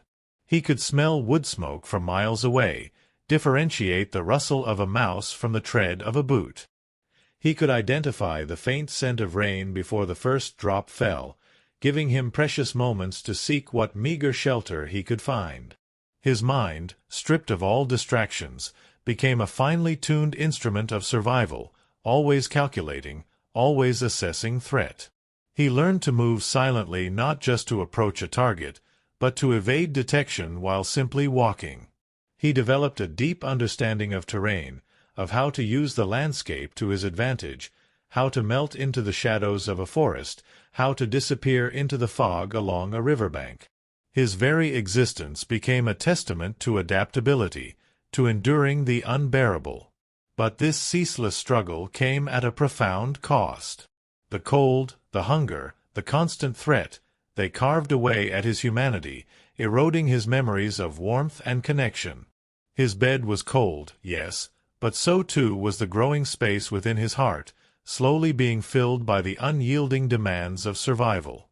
He was becoming a creature of instinct, driven by primal needs, his former self fading like a distant echo. The sharp edge he gained wasn't just in his skills, it was in the very core of his being, making him a more effective killer, but a less recognizable man. And as he moved through the harsh medieval landscape, from one cold bed to another, he carried the chilling understanding that the price of his continued existence was the slow, agonizing erosion of his own soul. Story 16. The Superstitious Eye.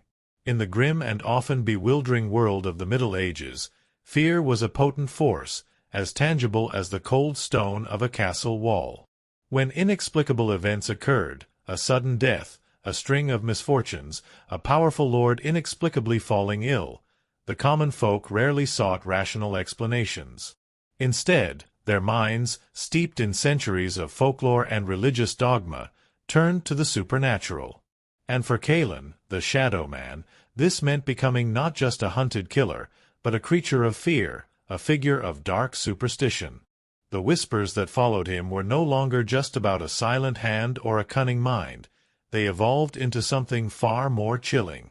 Villagers, huddled around sputtering fires, spoke of him as a harbinger of ill fortune, a being touched by dark forces. They say, a trembling voice might begin, that where the Shadow Man walks, the crops wither and the cattle sicken. Others whispered of pacts with demons, of unholy rituals performed under a blood-red moon, granting him unnatural stealth and power. He wasn't just a murderer. He was a warlock, a witch, a servant of the unholy. Kaelen felt this shift in perception acutely. When he passed through a village, the silence that followed him was no longer just wary. It was laced with terror. Mothers would snatch their children indoors, pulling them close, their eyes wide with fear as they made the sign of the cross. Farmers would spit on the ground after he passed, a desperate attempt to ward off evil. The dogs, usually keen to bark at strangers, would sometimes whimper and retreat, sensing something ancient and dangerous about him, something beyond human. This pervasive superstition became both a shield and a curse. On one hand, it occasionally aided him. Fear of the supernatural was often stronger than the fear of earthly authority. Guards, particularly the less educated or more devout, might hesitate, their resolve faltering when confronted with what they believed to be a cursed figure. A sudden, unexplained creak, a flickering shadow, could send a superstitious patrol fleeing, convinced they had encountered a demon rather than a man of flesh and blood. He once narrowly escaped a village mob who, upon discovering a body near his last known hiding place, immediately believed he had called forth a plague, turning their panic into frantic prayers and a desperate search for holy water, rather than for him. But the curse of it was far heavier. It meant absolute, unrelenting ostracization. There was no hope of ever finding warmth in a stranger's home, no chance of a shared meal around a hearth. Any kindness extended was usually quickly withdrawn once his reputation, however vague, preceded him. He was a pariah, forever alone, forever an outsider. The fear he inspired was a wall built of terror, separating him from the very humanity he secretly longed to retain. He learned to lean into this. When absolutely necessary, he would exploit the superstitions. A sudden, unnatural sound from the darkness. A whispered word, just loud enough to be heard, that mimicked a demonic incantation. These small acts of psychological warfare were often more effective than any blade, turning his pursuers' own fears against them. He became adept at cultivating this terrifying aura, subtly reinforcing the local beliefs in his unholy nature, turning the fear into a weapon. Yet, this was another layer of disguise, another mask, that clung to him, shaping him. To be seen as a monster meant to become one, at least in the eyes of the world. It further eroded the remnants of Kaelen the farmer, the man who had once prayed for rain and tended his fields. He was becoming the very thing the terrified villagers whispered about, an entity of the shadows, a creature of dread. The cold, logical part of him, the part that drove his survival, understood the utility of this terrifying reputation. But a deeper, more primal part, a human part, mourned the complete loss of any connection, any hope of belonging. The superstitious eye of the common man saw not Kaelen, but a dark reflection of their deepest fears, ensuring his eternal solitude in a world where he was already being relentlessly hunted by Commander Thorn and the relentless demands of his grim trade. Story 17. The Inevitable Scars. Every fight leaves a mark, every fall leaves a bruise, and for Kaelen, the assassin, a life defined by violence and flight left him a canvas of inevitable scars. These weren't just the visible gouges on his skin, but the deeper, more insidious wounds carved into his spirit, slowly eroding the man he once was. You see, the ballads don't sing of the aches that settle in your bones after a night spent shivering under a hedge, nor do they speak of the dull throb behind your eyes from ceaseless vigilance. But these were Kaelen's constant companions, the silent price of survival.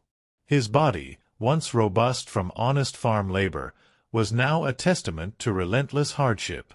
There was the twisted ankle, never quite healed, that gave him a permanent, subtle limp on cold mornings.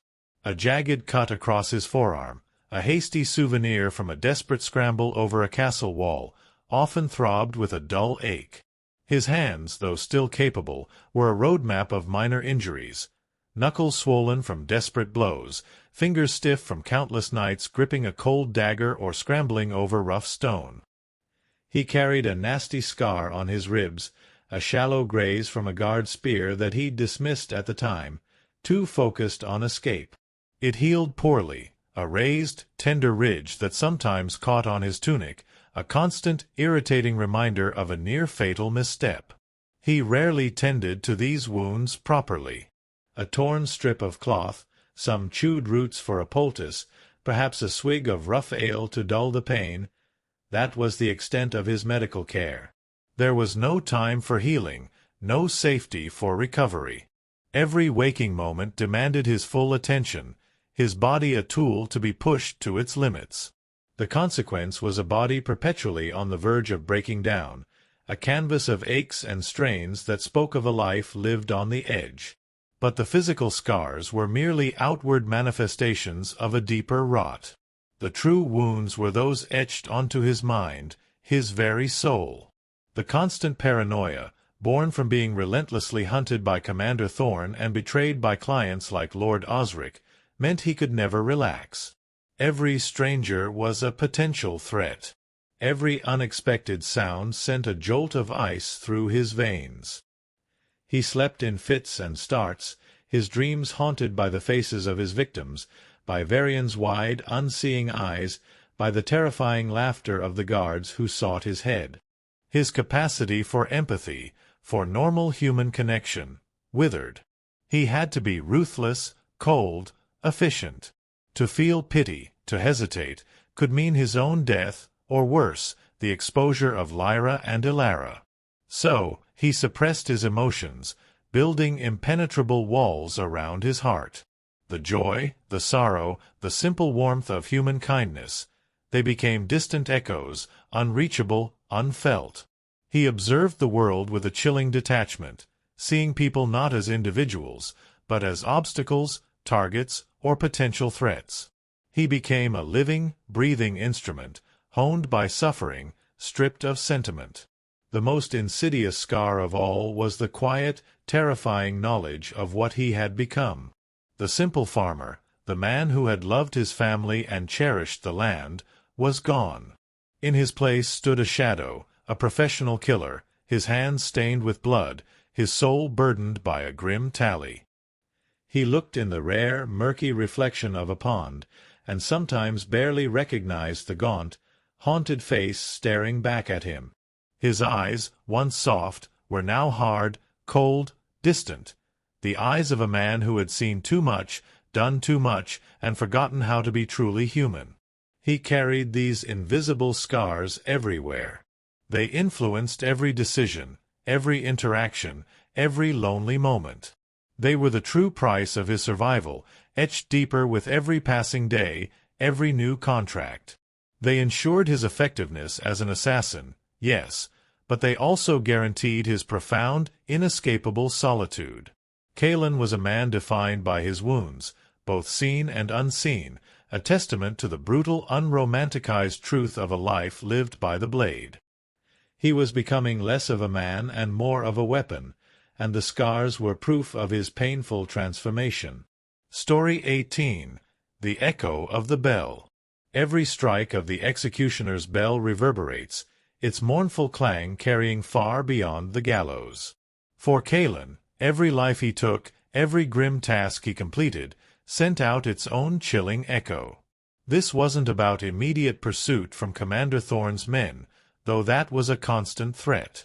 This was about the larger, more insidious consequences of his actions, creating ripples of resentment and fear that spread far wider than any individual murder. You see, a single death, especially that of a powerful figure, was never truly isolated.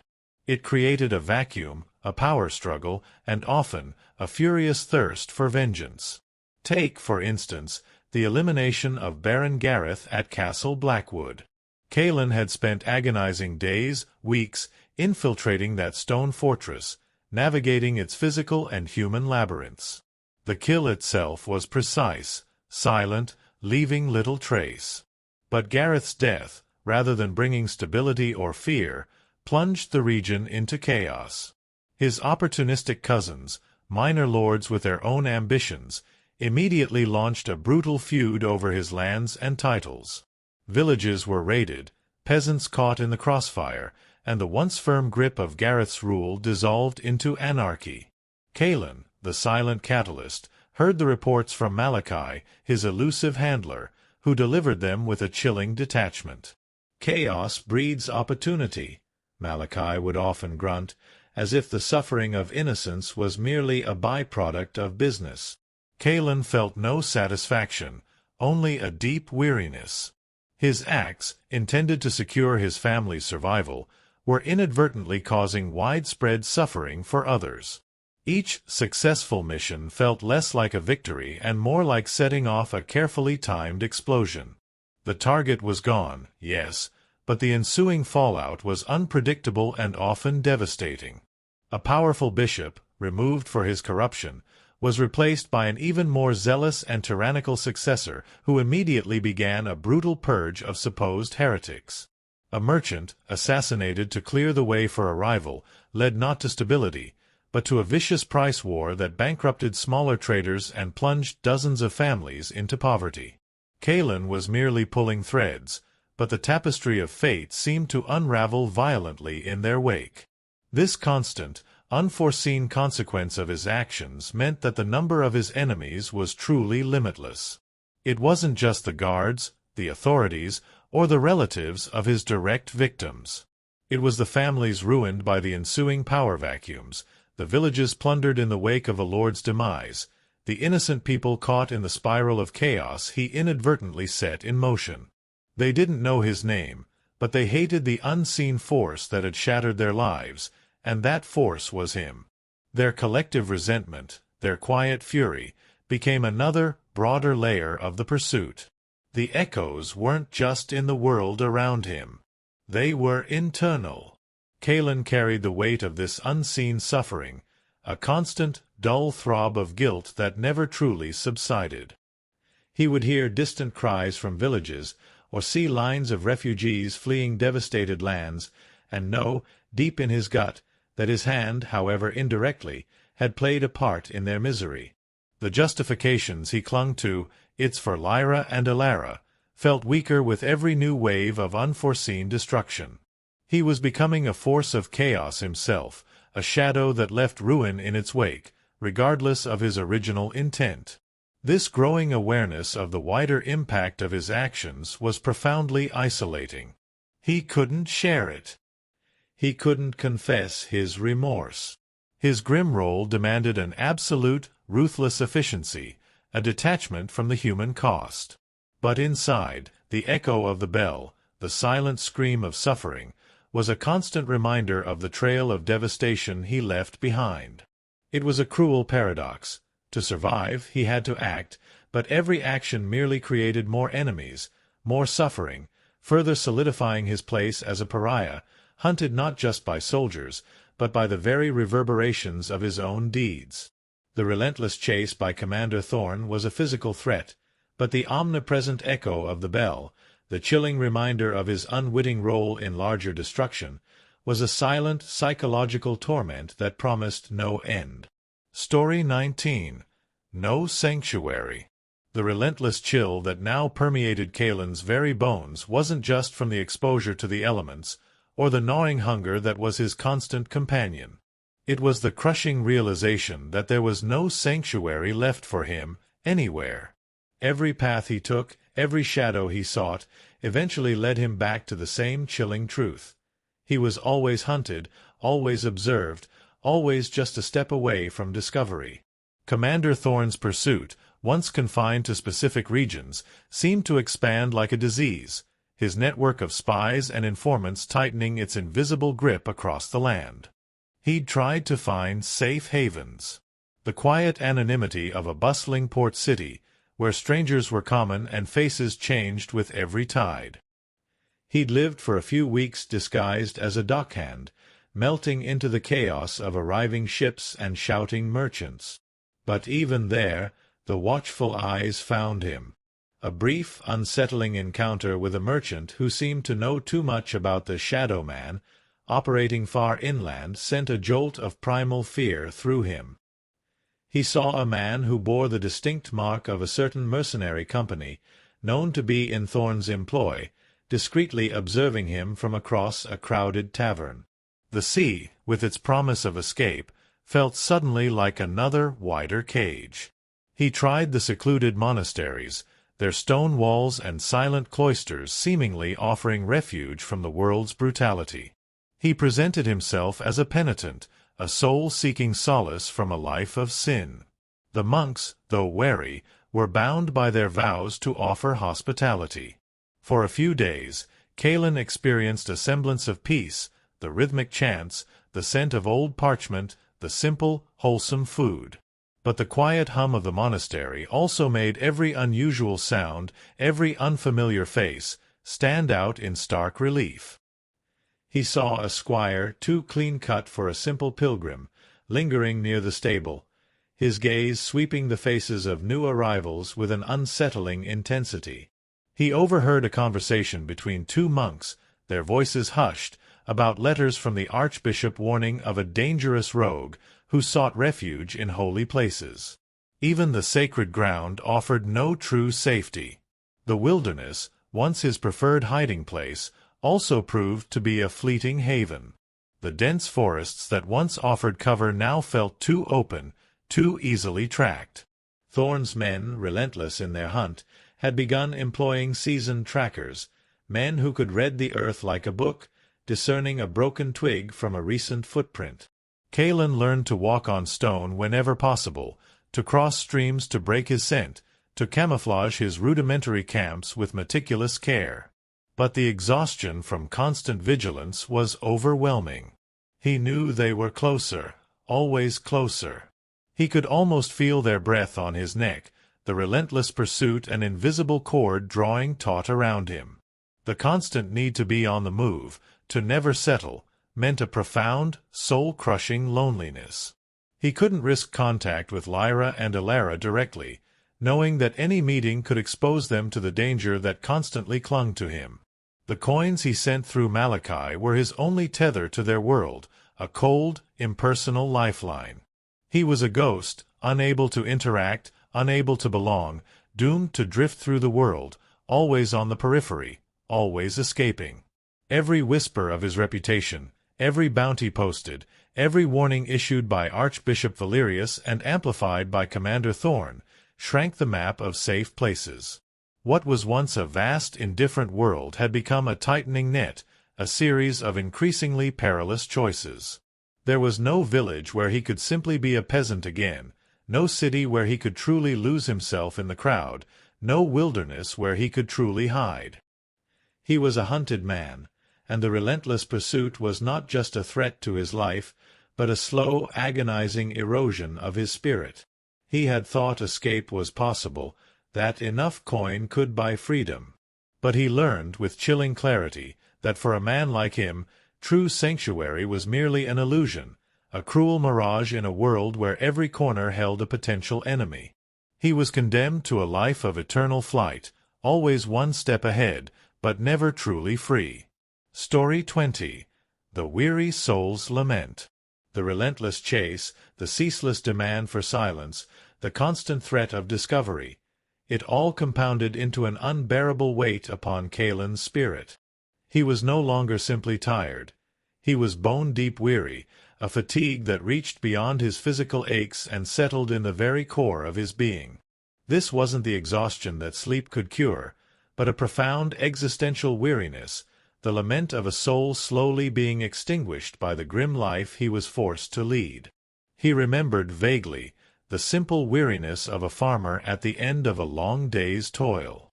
The satisfying ache in his muscles, the promise of food and a warm bed, the quiet pride in a field well plowed. That was an honest tiredness, a natural consequence of honest work. This now was different. It was a pervasive, gnawing exhaustion that seeped into his every thought, clouding his judgment, stealing his focus. His reflexes, once sharp as a hawk's, felt dulled by the constant drain. His mind, once quick to assess a situation, now sometimes struggled to find the clearest path, momentarily overwhelmed by the sheer, unending struggle. The purpose, once so clear, to save Lyra and Alara, felt distant, almost abstract. He still sent coins through Malachi, still clung to the hope of their survival, but the connection felt tenuous, a fraying thread across an impossible chasm. He hadn't seen them, truly seen them, in so long. Were they well? Were they safe? Or was he merely enduring this living hell for a phantom, a memory that no longer existed? The doubt was a corrosive acid, eating away at his resolve. He often found himself staring blankly at the rough bark of a tree or the swirling currents of a river, his mind a void, empty of all but this crushing weight. He rarely felt hunger anymore, not the sharp, demanding pangs of his early days as a farmer. It was a dull, constant ache, a part of the landscape of his existence. Food was fuel, nothing more. He ate sparingly, quickly, devoid of pleasure. Water, when he found it, was swallowed without thought. His body was a machine, running on the barest necessities, kept alive by sheer, grim will. The faces of his victims, once distinct and terrifying, now blurred into an amorphous mass of the dead. Varian, Baron Gareth, Lord Osric, they were all just the target. Their individual cruelties, their personal vices, faded into insignificance. He wasn't bringing justice. He was merely eliminating problems for others, perpetuating a cycle of violence and power struggles that seemed to have no end. The moral compass he once possessed was shattered, splintered into a million sharp shards, each one digging deeper into his soul. Was there any difference between him and the tyrants he killed? He lived by the blade, just as they had lived by oppression. The distinctions blurred, twisted by the lens of his own desperate actions. He would sometimes catch himself muttering to himself in the quiet solitude of his hidden camps, incoherent phrases, half-formed thoughts that spoke of an unraveling mind. The enforced silence, the lack of true human interaction, was taking its toll. He craved conversation, not for information or strategy, but for the simple sound of another voice, the warmth of shared presence, a moment of connection that reminded him he was still, however dimly, human. But he knew such a craving was a luxury he could not afford, a weakness that Commander Thorne would exploit without mercy. The vastness of his isolation was terrifying. There was no one to turn to, no one to confide in, no one to share the burden. Malachi was a shadow, Lyra the information broker was a calculated risk, and his own Lyra and Alara were kept at arm's length, protected by the very distance that tore at his heart. He was truly alone, a single weary soul adrift in a sea of enemies, both real and imagined. This overwhelming sense of solitude, coupled with the profound exhaustion, led to a deep, agonizing hoarseness in his spirit, a silent, desperate lament for the man he used to be. He was a survivor, yes, but at what an unbearable cost! His body and mind were holding on, but his soul was fading, a flicker in the encroaching darkness. Story 21. A fleeting glimpse of humanity. In the desolate landscape of Kaelen's existence, where every sense was dulled by weariness and paranoia, and every interaction was a calculated risk, a flicker of warmth, a brief, fragile spark of humanity, was almost jarring. It was a stark contrast to the relentless cold of his life, a reminder of what he had lost and what he was becoming. These moments were rare, fleeting, and often accidental, yet they resonated with a profound, almost painful clarity. He had been on the run for days, barely sleeping, his body aching, his mind a fog of exhaustion. Commander Thorne's hunt was relentless, his patrols seemingly everywhere. Kaelen had narrowly evaded a detachment near a small, isolated village nestled deep in the wooded hills. He was hungry, thirst-crazed, and his tattered clothes offered little protection against the biting autumn wind. He sought shelter in a dilapidated, abandoned lean-to on the outskirts, hoping to rest for just a few hours before moving on. As dusk settled, a figure approached the lean-to.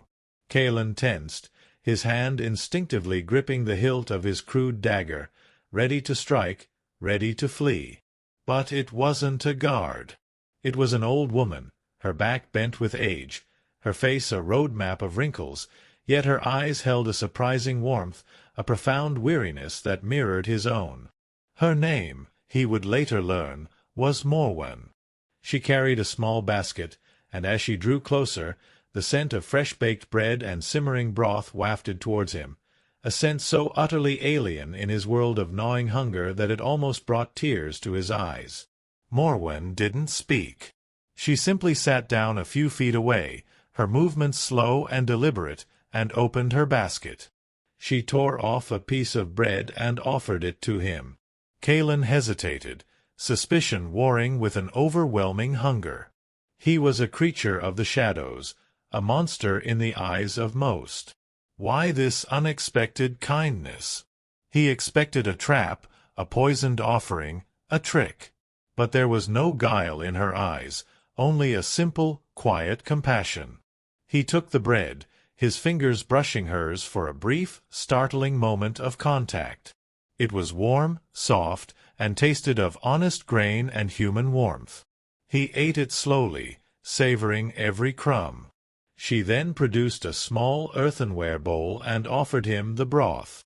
It was thin, but rich with the flavor of herbs and what smelled like a root vegetable, a warmth that spread through his aching limbs. He drank it all, feeling the strength slowly return to his weakened body. Morwen watched him, her gaze gentle, unjudging. She didn't ask his name, didn't question why he was there, a ragged stranger hiding in the shadows. Perhaps she had seen enough of the world's harshness to recognize a lost soul, a broken man in desperate need. For a few precious moments, Kaelen felt seen, truly seen, not as the Shadow Man, not as a monster or a target, but as a weary human being. The simple act of sharing food, of unspoken kindness, broke through the layers of paranoia and self-preservation he had so carefully constructed. He found himself, for the first time in years, wanting to speak, to confess the crushing weight of his existence, to lay bare the torment of his soul. But the ingrained fear, the stricture of silence, held his tongue. He simply looked at her, a silent gratitude in his eyes, a desperate longing for something he could no longer have. As the moon began its slow ascent, Morwen gathered her things. "You should move on soon, child," she said softly, her voice raspy with age but kind. "The night brings cold, and soon others will be abroad." She didn't press for details, didn't offer false hope. She simply acknowledged the harsh truth of his existence. She left as quietly as she came, leaving behind only the fading warmth of the bread and a lingering scent of empathy in the cold night air. Kaelen watched her go, a profound melancholy settling over him. It was a reminder of the life he'd lost, the human connection he had sacrificed for Lyra and Ilara.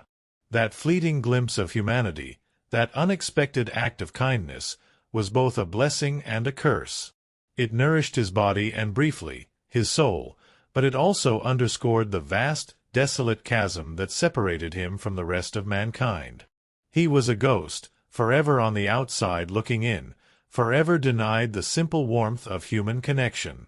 The encounter left him both strengthened by the brief respite and heartbroken by the stark reality of his permanent isolation, a solitary flicker against the vast, encroaching darkness. He knew he had to keep moving, but the image of Morwen's kind eyes would stay with him, a haunting reminder of the life he was fighting for, and the humanity he was losing. Story 22. The Labyrinth of Betrayal. The brief, unexpected warmth from Morwen's kindness, though deeply affecting, only highlighted the chill of the world Kaelen inhabited. And that chill deepened considerably with his next contract, a tangled web of deceit and double-crossing that proved even more perilous than any armed guard. This wasn't a straightforward assassination. This was a descent into a labyrinth of betrayal, where every whispered instruction could be a lie, and every apparent ally a hidden foe. The target was a wealthy merchant, Lord Kaelen, a man with fingers in every illicit pie from stolen silks to smuggled weaponry. What made this mission unique was not the target himself, but the layered instructions Kaelen received. Malachi, always a cryptic conduit, delivered the contract with an unusual solemnity, hinting at a higher authority pulling the strings. "The Brotherhood of the Veiled Hand," Malachi had rasped, his voice barely audible. "They wish this done. Their methods are complex. Follow their instructions precisely. Failure will not be tolerated." The name sent a shiver down Kaelen's spine. The Brotherhood of the Veiled Hand was a whispered legend, a shadowy organization rumored to control vast networks of spies and assassins across kingdoms, pulling strings from behind impenetrable veils. If they were involved, this was more than a simple kill. It was a move in a much larger, deadlier game. The instructions were delivered in a series of cryptic messages, left in dead drops that stretched across 3 different towns. Each message led Kaelen to a new location, a new contact, and a new piece of the puzzle. First, it was a street urchin who handed him a small, unmarked scroll containing a coded message about Kaelen's daily routine, emphasizing his fondness for a particular, heavily guarded brothel. Next, it was a seemingly innocent laundress who, while folding linens in the town square, subtly dropped a pouch containing a small, finely crafted lockpick, far more sophisticated than anything Kaelen owned. The third drop, hidden beneath a loose stone in a monastery's crumbling wall, contained a vial of potent, fast-acting sedative, a stark contrast to the unreliable poisons Kaelen had previously encountered. This meticulous, almost theatrical delivery of instructions immediately raised Kaelen's suspicions. Why so many layers? Why not a direct instruction from Malachi? It suggested a lack of trust, not just in Kaelen, but amongst the Brotherhood itself, or perhaps a deliberate attempt to obscure the true client. He completed each preliminary task with his usual grim efficiency, but his paranoia was heightened, his senses on high alert. The true betrayal began to reveal itself as Kaelen approached the brothel. The final instruction had stated Kaelen would be there, heavily guarded, but with a unique vulnerability in a back alley at a specific hour.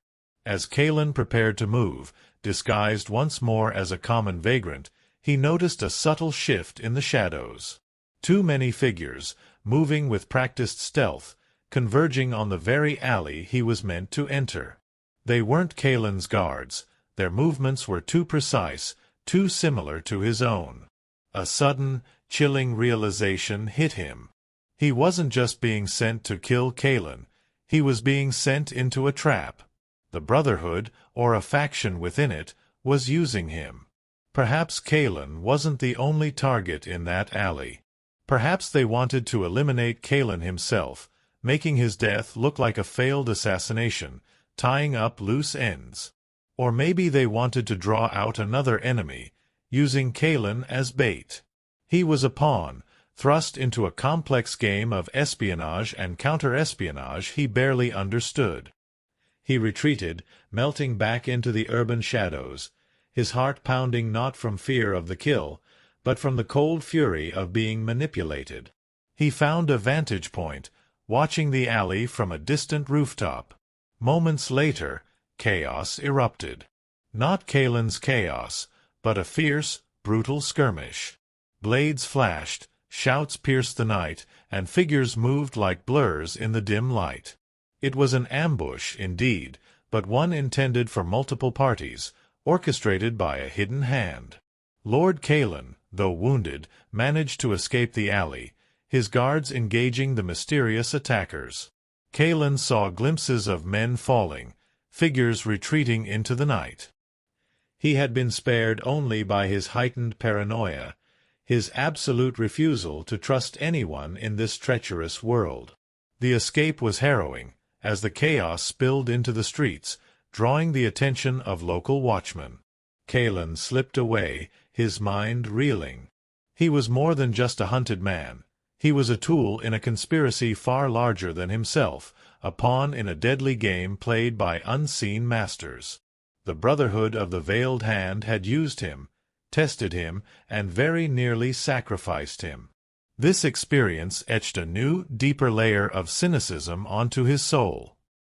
He now knew that the very forces that paid for his services were capable of the deepest, most insidious betrayals, and that the only certainty in his life was the constant, shifting nature of trust itself.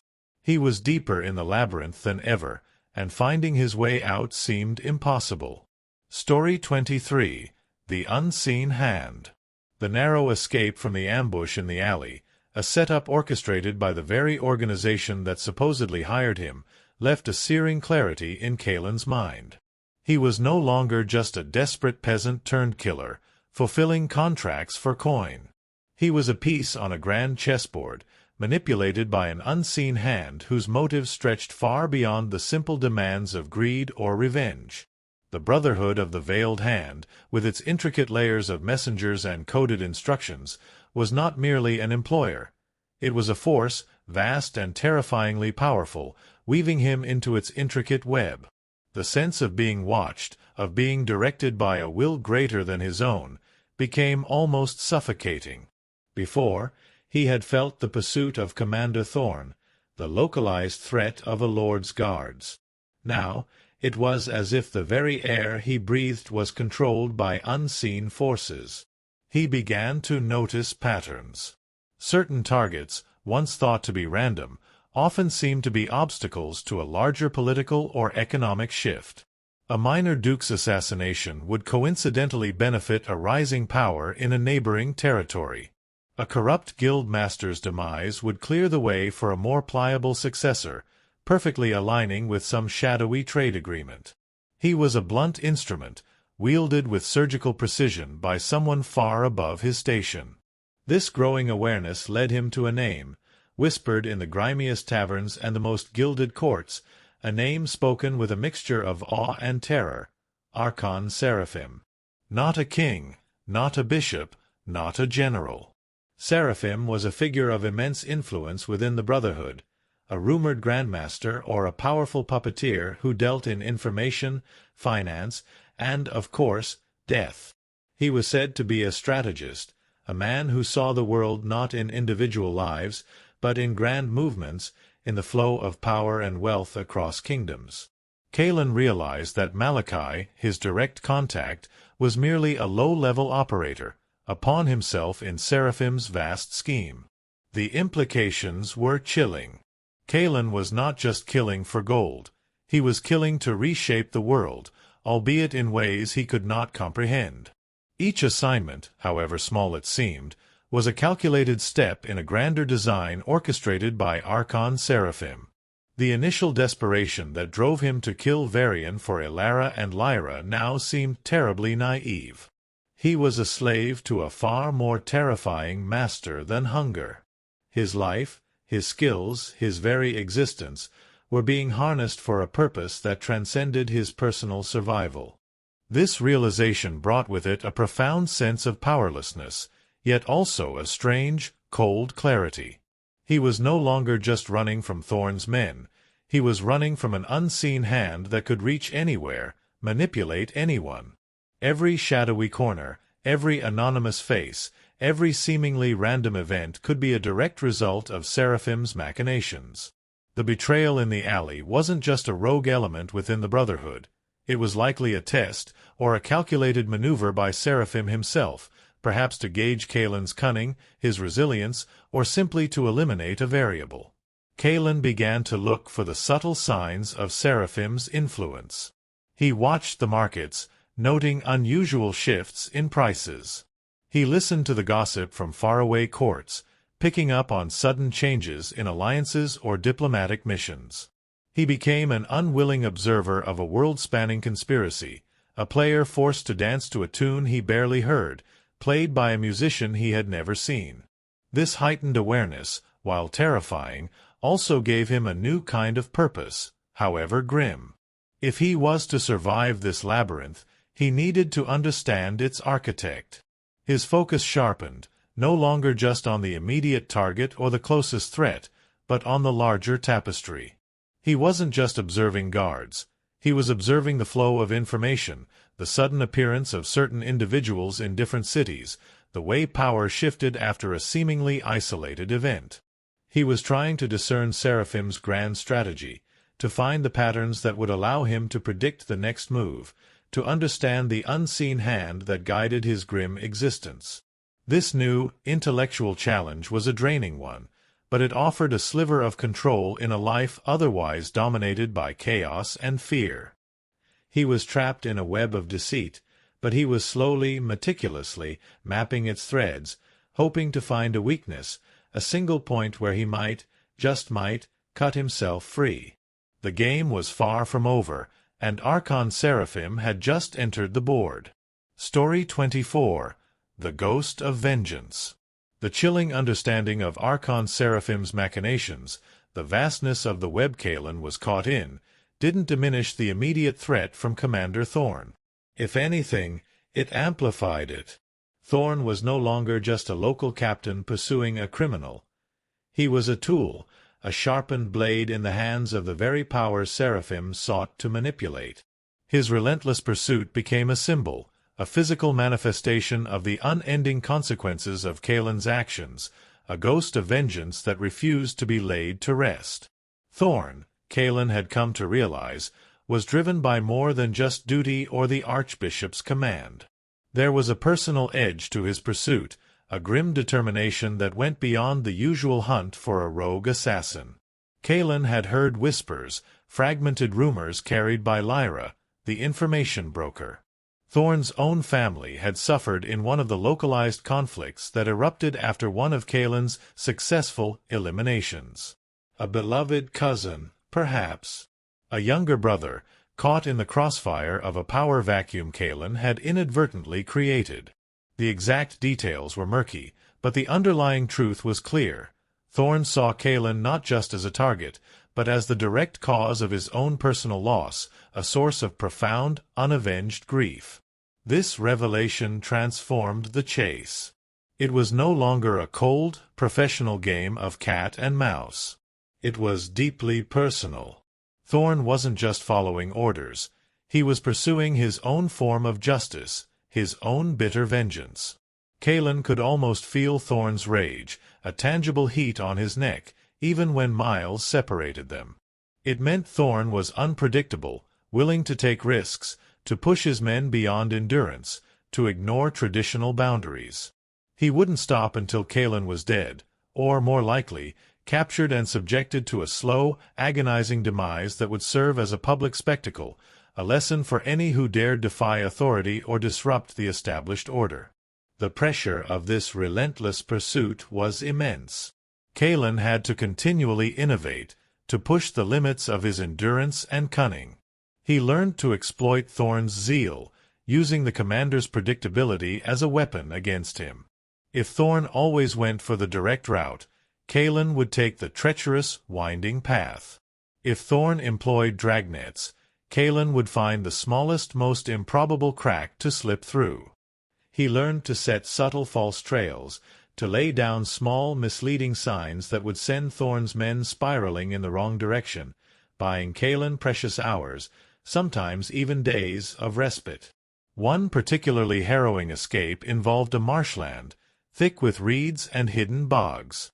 Thorn's men, arrogant in their numbers and their commander's confidence, had pressed Kaelen into the treacherous terrain, believing they had him cornered.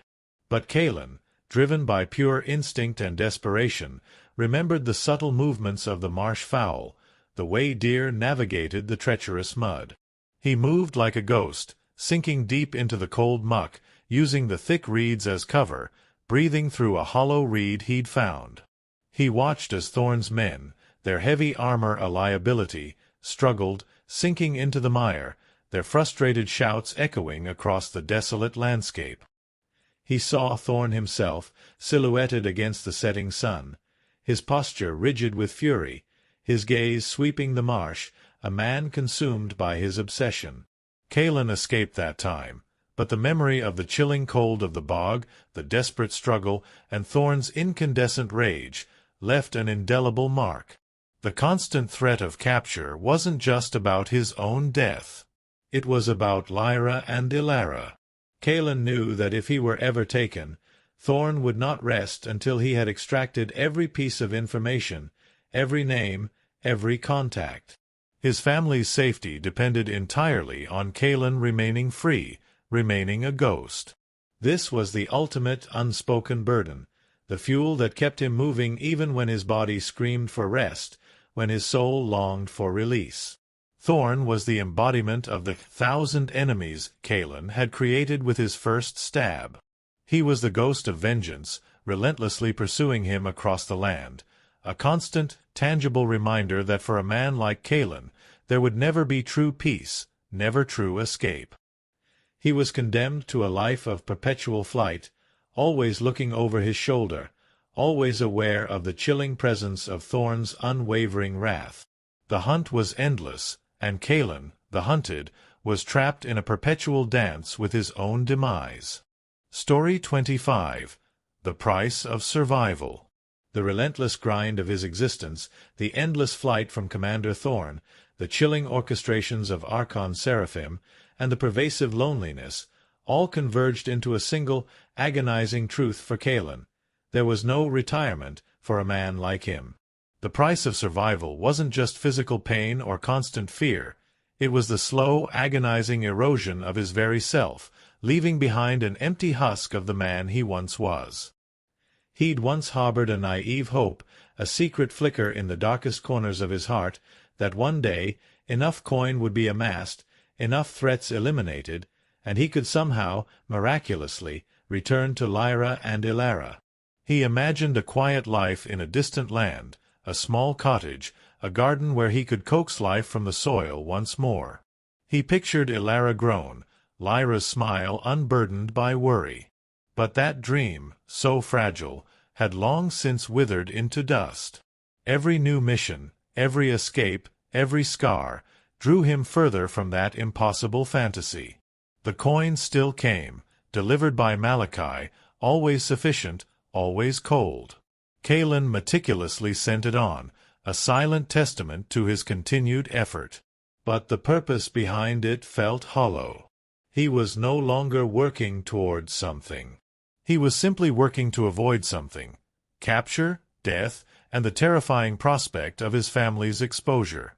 He was trapped in a perpetual motion, a grim dance of survival with no end in sight. His body, once sturdy and capable, was now a constant source of agony. The old ankle injury would flare up with every change in weather, sending sharp pains shooting through his leg. His hands, gnarled and scarred, often trembled with an involuntary tremor. The perpetual lack of sleep had etched deep lines into his face, giving him the appearance of a man far older than his years. His eyes, once expressive, now held a deep, unreadable weariness, the flat gaze of someone who had seen too much, felt too little, and existed only to endure. The psychological toll was immense. He rarely spoke, even to himself. His thoughts, once a tumultuous internal monologue, had quieted, becoming a constant hum of vigilance and calculation. Emotions were luxuries he could no longer afford. They dulled the senses, clouded judgment, invited weakness. Joy was a distant memory, sorrow a forgotten sensation. He moved through the world with a chilling detachment, observing, assessing, acting, but never truly connecting. He was an instrument, finely tuned for a singular, brutal purpose, but utterly devoid of the human complexities that once defined him. He often wondered if Lyra and Ilara would even recognize him now. The kind farmer, the loving father, was long gone, replaced by this gaunt, haunted shadow. And even if they did, what could he offer them? A life of constant fear? The threat of Thorn's relentless pursuit always hovering? He was a danger to them, a walking curse. His greatest act of love, he realized with a bitter clarity, was to remain absent, to ensure his grim existence never touched their lives directly again. There was no retirement for a man who had left such a trail of blood and consequence. The powerful figures he had removed, the chaos he had inadvertently sown, the relentless Commander Thorn whose personal vendetta burned ever brighter, these were debts that could only be paid in blood, eventually, his own. He was not just hunted, he was owed. And the universe, in its own grim way, always collected its debts. He would continue to move, to hide, to kill when ordered, to send the coin, until his body simply gave out, or a blade finally found its mark. There would be no final, glorious stand, no dramatic last words. Just a quiet, unheralded end in some forgotten alley, a nameless grave beneath the indifferent sky. He was a whisper in the wind, a shadow passing in the night, destined to vanish as silently as he had arrived. The price of survival, he now understood, was his entire life, paid out in agonizing installments until there was nothing left but dust and the chilling echoes of his own grim legacy. He was Kaelen, the farmer, no more. He was one stab, 1,000 enemies, and his story was nearing its inevitable, solitary conclusion. Story 26. The Final Pursuit. The world had narrowed for Kaelen. No longer a vast expanse of potential hiding places, it had become a tightening noose, each passing day drawing it closer around his neck. The exhaustion, the gnawing emptiness, the relentless paranoia, they had become the very air he breathed. He was a machine, running on fumes, sustained only by the primal urge to keep Lyra and Ilara safe, however distantly. But even that core motivation felt like a flicker against the encroaching darkness. The culmination of this relentless pursuit came in the form of a specific, chilling piece of information from Malachi. It wasn't a contract, but a warning. Commander Thorn had narrowed the search. He knew Kaelen was operating somewhere near the capital, moving in the shadows of its sprawling markets and crowded taverns. Thorn, it seemed, was no longer merely hunting a ghost. He was hunting a familiar ghost, one whose patterns, however subtle, had finally been deciphered. The Archbishop Valerius, perhaps pressured by Archon Seraphim's unseen influence, had finally made a grand proclamation, offering an unprecedented reward for the Shadow Man, dead or alive. This wasn't just a bounty, it was a kingdom-wide invitation for every desperate soul to join the hunt. Kaelen felt the difference immediately. The casual glances in the marketplace turned into lingering stares. The hushed conversations in inns weren't just about the weather. They were about the reward, about the thrill of catching the infamous phantom. Every beggar on the street, every weary traveler, suddenly seemed to scrutinize his face with renewed intensity. The world, once indifferent, was now actively seeking him, drawn by the irresistible lure of coin. He knew his time was running out. His usual tricks, melting into crowds, exploiting routines, using the terrain, felt less effective. Thorn's men, bolstered by the massive reward, were everywhere, their patrols more numerous, their search patterns more sophisticated. They moved with a chilling efficiency, sweeping through entire districts, questioning everyone, leaving no stone unturned. Kaelen felt like a rat in a maze, the walls closing in with every frantic turn. The inevitable confrontation happened during a particularly brutal winter storm. Snow fell thick and fast, blanketing the city in a deceptive silence. Kaelen, seeking a brief respite from the biting cold, had taken shelter in a crumbling, abandoned warehouse near the docks, a place he believed was too exposed for Thorn to consider. He was wrong. Thorn, driven by his personal vengeance and an almost uncanny instinct, had anticipated this very move. The clatter of heavy boots on frozen cobblestones, muffled by the falling snow, was the first warning. Kaelen tensed, his hand going to his dagger, his heart thudding a desperate rhythm against his ribs. The door burst open, revealing a grim tableau. Commander Thorn, his face a mask of cold fury, silhouetted against the swirling snow, his drawn sword glinting faintly in the dim light. Behind him, a dozen armed men, their breaths pluming in the frigid air, their eyes fixed on Kaelen, their expressions a mixture of grim determination and hungry anticipation of the reward. There was no negotiation, no surrender. Kaelen knew his fate if he were captured. He moved, not with the fluid grace of the mythical assassins, but with the raw, desperate ferocity of a cornered animal. He was tired, yes, his body a canvas of old aches and fresh pains, but a primal surge of adrenaline coursed through him. He was fighting for Lyra and Ilara, for the memory of their smiles, for the life he had sacrificed everything to protect. The fight was brutal, chaotic, illuminated only by the faint light filtering through the snow-laden windows and the occasional spark of steel on steel. Kaelen fought with a lifetime's worth of desperation, using every trick he had learned. The environment, the element of surprise, the knowledge of his own body's limits. He moved low, dodged blows that would have ended him, and struck with a chilling, desperate precision. He was efficient, deadly, a true shadow in the chaos. He brought down 2 of Thorn's men, their cries muffled by the storm. But their numbers were overwhelming, their resolve hardened by the immense bounty. Kaelen felt a searing pain in his side as a spear grazed him, followed by a heavy blow to his head that sent him stumbling. The world spun. He saw Thorn advancing, his sword raised, his eyes burning with an almost triumphant, savage light. Kaelen knew, in that final, desperate moment, that this was it. The long, agonizing chase was finally over. The price of survival had finally come due.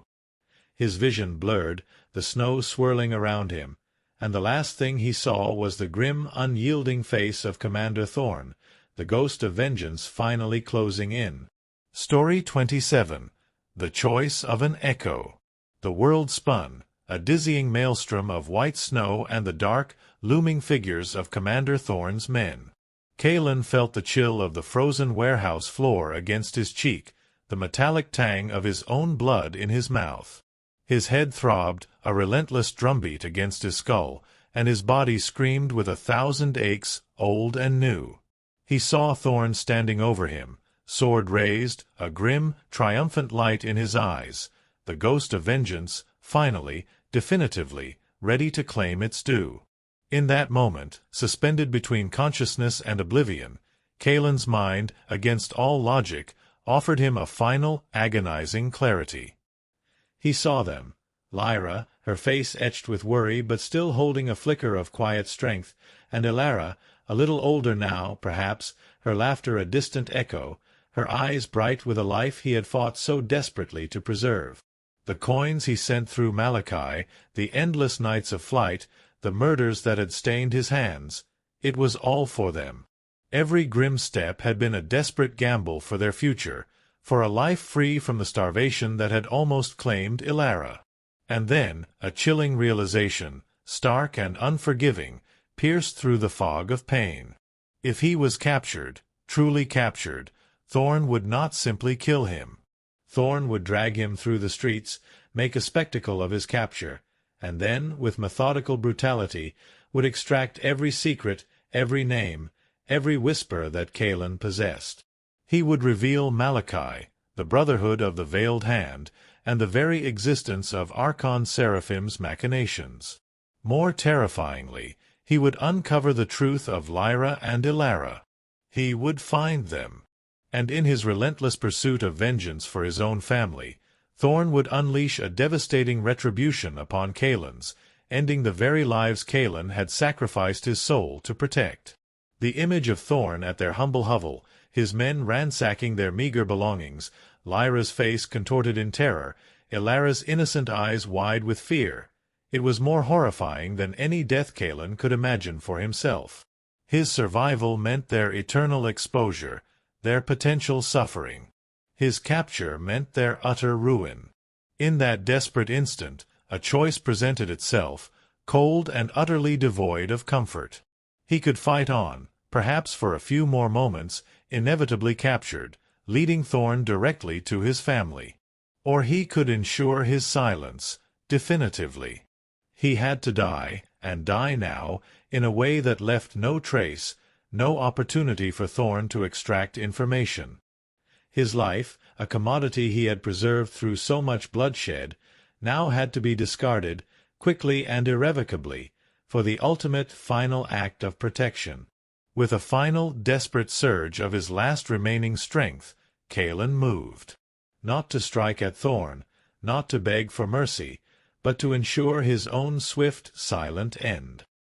He reached for something concealed, something no one expected, a small, sharpened shard of bone he had meticulously fashioned and hidden within the lining of his tunic, a final, secret weapon for this very moment.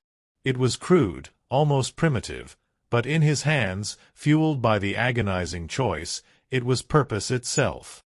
Thorn, caught off guard by the unexpected movement, stumbled back just as Kaelen, with a final, desperate roar that was more gasp than sound, plunged the shard into his own throat. It was not a grand, defiant gesture, but a raw, agonizing act of self-preservation, a grim assertion of control in his final moments. The blade found its mark, severing the cord of his life with brutal efficiency. He collapsed, the world fading to black, the sounds of the storm and Thorn's enraged roar growing distant. His body seized, then went limp, falling amidst the swirling snow and the bodies of the guards he had felled. There was no pain now, only a profound, blessed emptiness. In his final conscious thought, a fleeting image of Ilara's bright, laughing face, bathed in sunlight, shimmered before his eyes. He had lost everything, become a monster, endured unimaginable suffering, but he had, at least, protected them. Commander Thorn arrived at Kaelen's lifeless body, his face contorted in a mixture of fury and bewildered frustration. The Shadow Man was dead, yes, but he had denied Thorn the satisfaction of justice, the opportunity for interrogation. The shard of bone, still clutched in Kaelen's hand, offered no clues, no names, no connections. He was a blank slate in death, as he had been in life. Thorn's vengeance, though achieved, felt hollow, unfulfilled. Kaelen had chosen his own ending, a final, silent act of defiance, ensuring that the echoes of his grim life would forever remain his, and his alone. The assassin was dead, but the ghost of the farmer, of the father, had finally found a desperate, silent peace. The price had been paid, and his story, in a cold, final silence, was over. Story 28. The Aftermath. A Silence Preserved. The blizzard raged outside the abandoned warehouse, mirroring the silent storm within Commander Thorn. He stood over the still form of Kaelen, the infamous Shadow Man, his breath pluming in the frigid air, a mix of triumph and bitter frustration warring on his face. Kaelen was dead, undoubtedly. The crude bone shard, still protruding from his throat, was chillingly effective. But the death had been chosen, not inflicted by Thorn's hand. The assassin had denied him the public spectacle, the meticulous interrogation, the satisfaction of unmasking the ghost who had haunted his every waking moment. Thorn's personal vengeance, though satisfied in its grim outcome, felt hollow, incomplete. His men, a mix of weary soldiers and bounty hunters, eyed the body with a mixture of awe and disappointment. The bounty was theirs, certainly, but the capture, the spectacle, the questions, those were lost. Thorn, with a curt gesture, ordered the body to be stripped of any valuables, a mere formality for a man who carried nothing but the tools of his grim trade. No identifying marks, no hidden letters, no whispered confessions. Kaelen had died as he lived, a ghost, leaving nothing but questions and the chilling silence he had so fiercely guarded.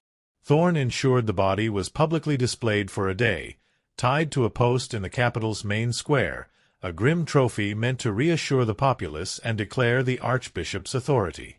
The reward was paid. The whispers of the Shadow Man gradually faded into tavern tales, embellished with every telling, losing their terror with each passing month. Thorn, his duty discharged, felt an emptiness where his obsessive hunt had once resided. He eventually moved on, perhaps to another posting, another enemy, but the ghost of the unyielding man who had denied him final satisfaction would linger in his memory. Meanwhile, far from the capital, life continued its quiet rhythm for Lyra and Ilara. The steady stream of coin, delivered by Malachi, continued for a time, then, just as inexplicably as it had begun, it ceased. Lyra, a woman hardened by life's cruelties but possessed of an enduring practicality, knew what it meant. The shadow had finally fallen, the source of their impossible salvation gone. There were no tears, no dramatic pronouncements of grief, only a quiet, profound understanding. She told Ilara, now a young woman, that her father had been a good man who had gone to a distant land to seek their fortune, and had found peace there. Ilara, though she missed the distant, quiet father she barely remembered, accepted the story. The truth, Lyra knew, was a burden too heavy for an innocent soul. Malachi, the enigmatic handler, received news of Kaelen's demise with his usual impassive demeanor. Kaelen had been a useful tool, a highly effective instrument. His silence in death was a testament to his professionalism, ensuring that the intricate machinations of the Brotherhood of the Veiled Hand remained undisturbed.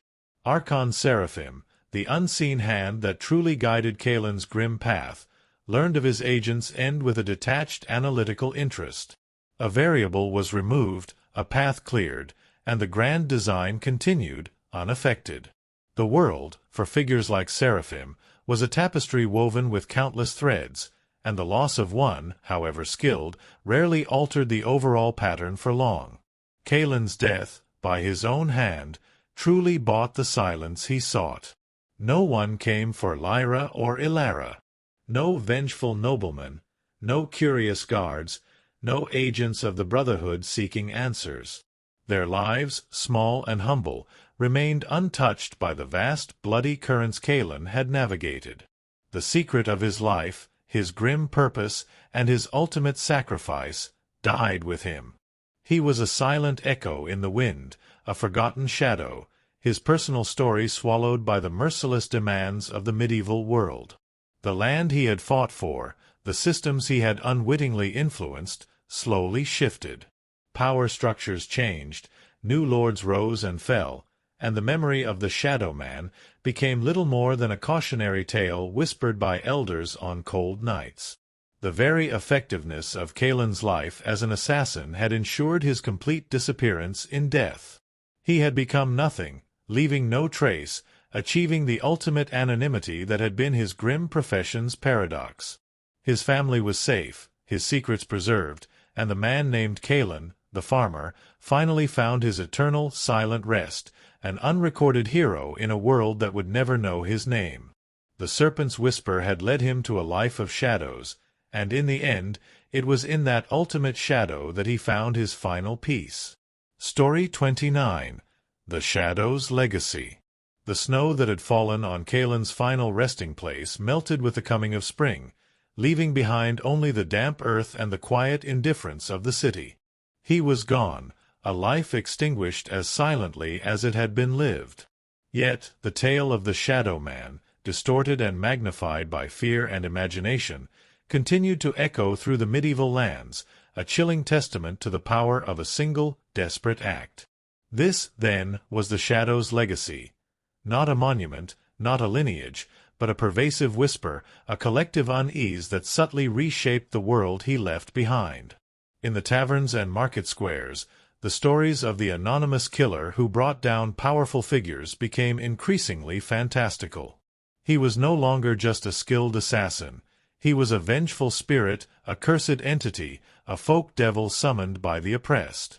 The deaths of Varian, Baron Gareth, and Lord Osric, once met with a mixture of terror and quiet relief, now fueled a burgeoning myth. People spoke of sudden chills, of flickering lights, of an unseen hand that rectified injustices when all other avenues failed. This fear, paradoxically, became a nascent form of justice in the common man's mind. Corrupt officials and avaricious lords, having heard these exaggerated tales, might think twice before their next act of cruelty. The Shadow, even in its absence, cast a long, unsettling pall over those who held power, a constant, unspoken warning that their abuses might not go unpunished. Commander Thorne, though he had claimed his elusive quarry, found his victory hollow. The Shadow Man's death, self-inflicted and silent, denied him the grand interrogation and the public confession he so desperately craved. The mystery remained, allowing the legend to grow beyond the confines of official declarations.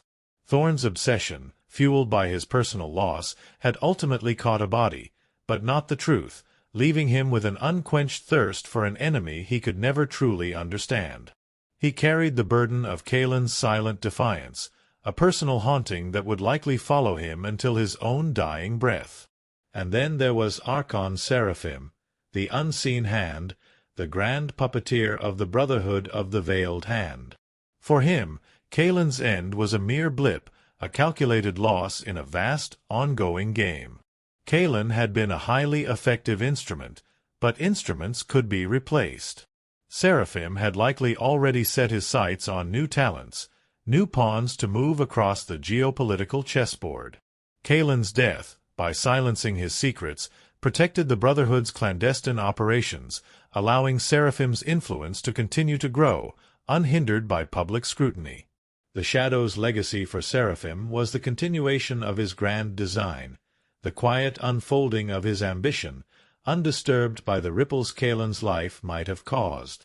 But the most profound aspect of the Shadow's legacy lay in the small, unassuming cottage far away, where Lyra and a grown Elara continued their lives. The flow of coin had indeed stopped, marking the end of Kaelen's grim work. Lyra, with her quiet strength, never truly revealed the true nature of their benefactor to Elara. She simply cherished the security Kaelen's sacrifice had bought them, a life free from the gnawing hunger and desperation that had once threatened to consume them. Elara, blossoming into a resilient young woman, carried no knowledge of the darkness her father had walked.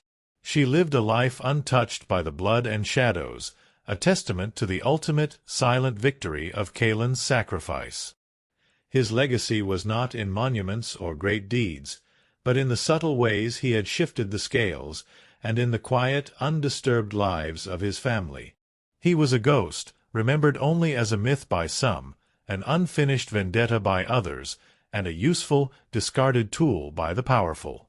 But to Lyra, and unknowingly to Elara, he was the silent protector, the phantom who had paid the ultimate price for their peace. The world would never know his name or the true depth of his sorrow, but the shadow he cast, born of a single desperate stab, continued to ripple through the medieval landscape, a quiet testament to a farmer's impossible choice. Story 30. The Serpent's Whisper, Unseen. The grand hall of the Archbishop Valerius was a spectacle of power and opulence, a stark contrast to the gritty underworld where Kaelen had lived and died. Light streamed through stained-glass windows, illuminating intricate tapestries and the polished armor of silent guards.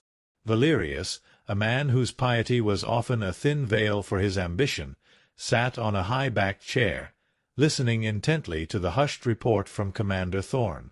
Thorne, his face still etched with the lingering frustration of Kaelen's final act, recounted the assassin's death, the self-inflicted wound, the complete lack of identifiable clues. The Shadow Man was gone, a problem solved, yet a ghost remained in Thorne's eyes. But this was merely a prologue to the true power play unfolding. In a secluded chamber beneath the cathedral, a place known only to a trusted few, Archon Seraphim received his own, more detailed report.